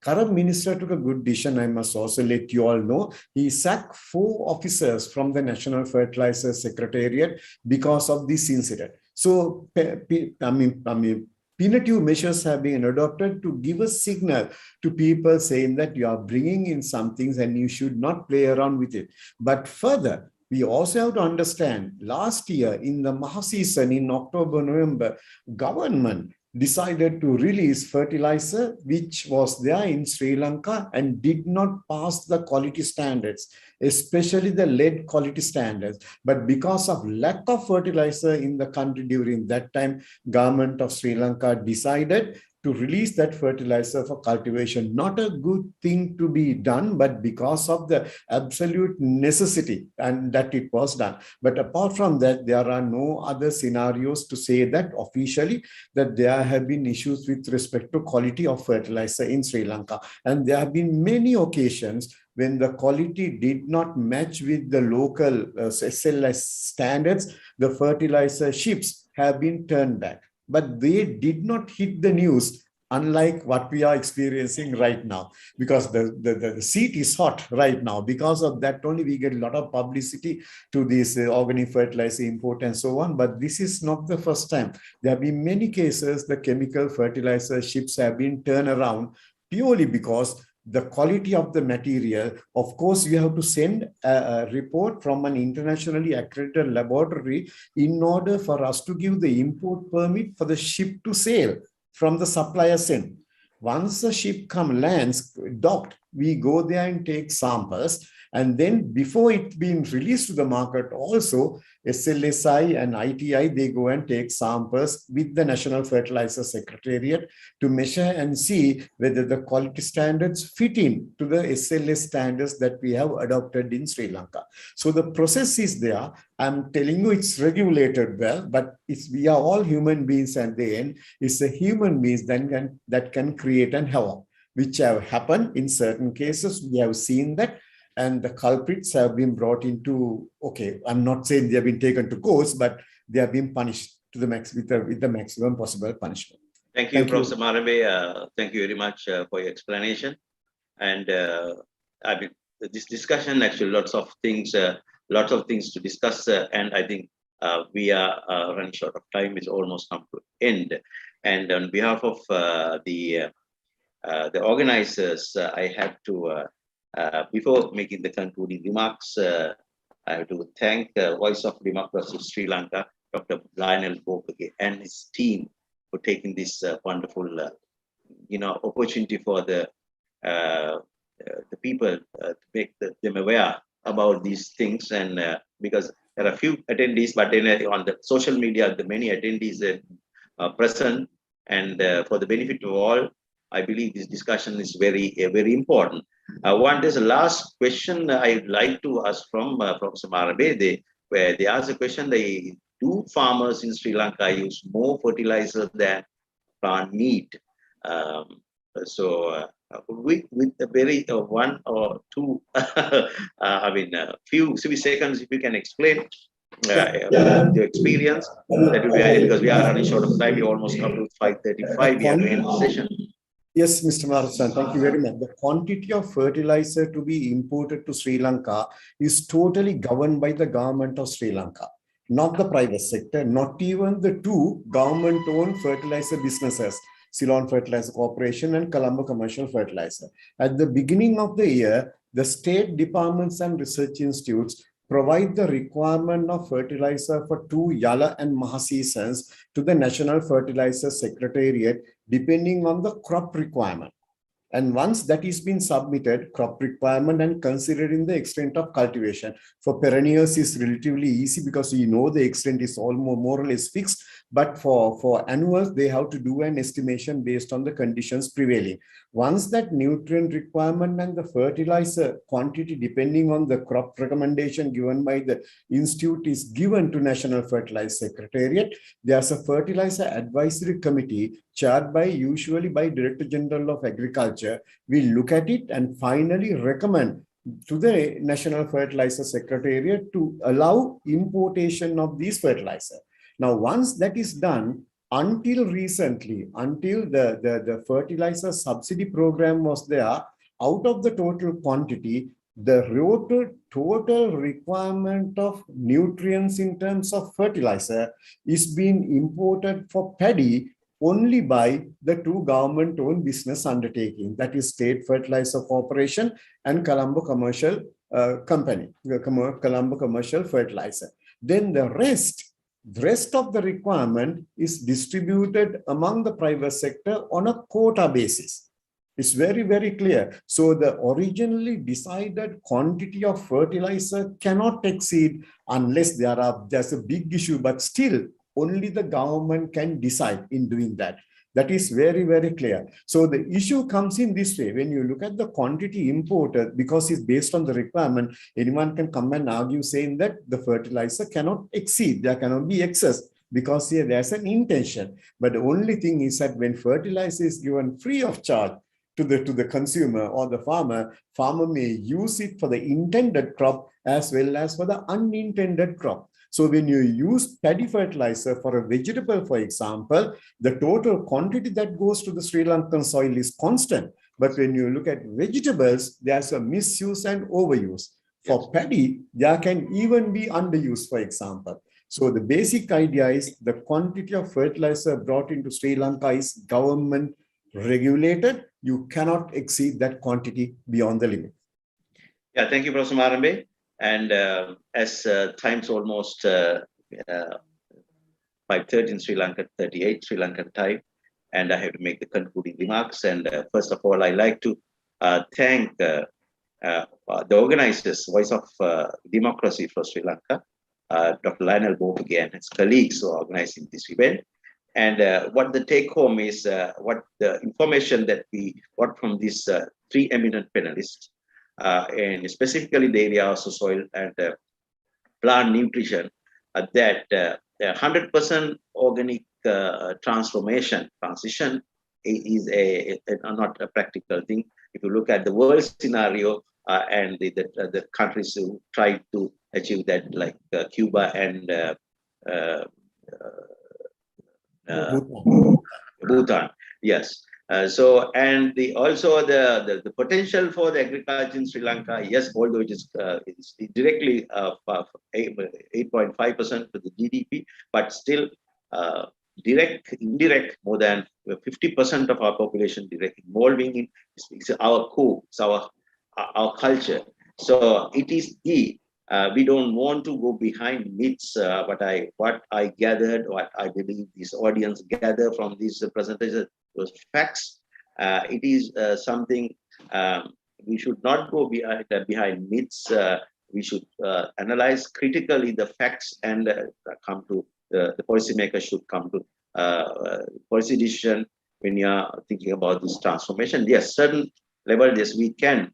Of course, that will be in order to enhance the soil health, as Professor Dharmakeerthi mentioned, we want to continuously add organic material to enhance the condition of the soil, to enhance the nutrient uptake and so on and so forth.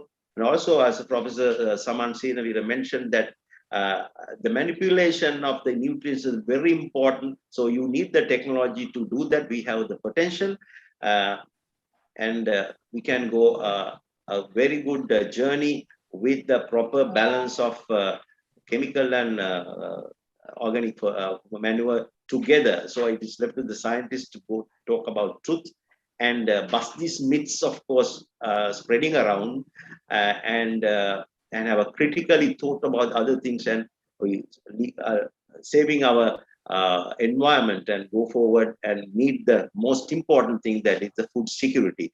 If we are not secured with food, all the national security will be in a stake. So with that message, I'd like to thank Professor Buddhi Marambe, Professor Saman Seneweera, and Professor Dharmakeerthi for your excellent presentation and contributions. And you are available, of course, for any other thing and beyond these sessions. And Dr. Lionel Bopage and the group for organizing this wonderful event. And thanking all of you on behalf of all the stakeholders, the policymakers, the general public in this country, the world. This message should go across. So thank you once again to everyone and attendees. Without you, actually this would be not fruitful. So there are attendees who came on and the social media platform also as well. So thank you all of you for attending and participating in this webinar. Thank you once again to everyone that we are going to end this session. Dr. Bopage want to make us on a note, right? Thank you so much for your. Thank you very much. Thank you, everybody. Thank you. For Thank your you all. contributions. Good night.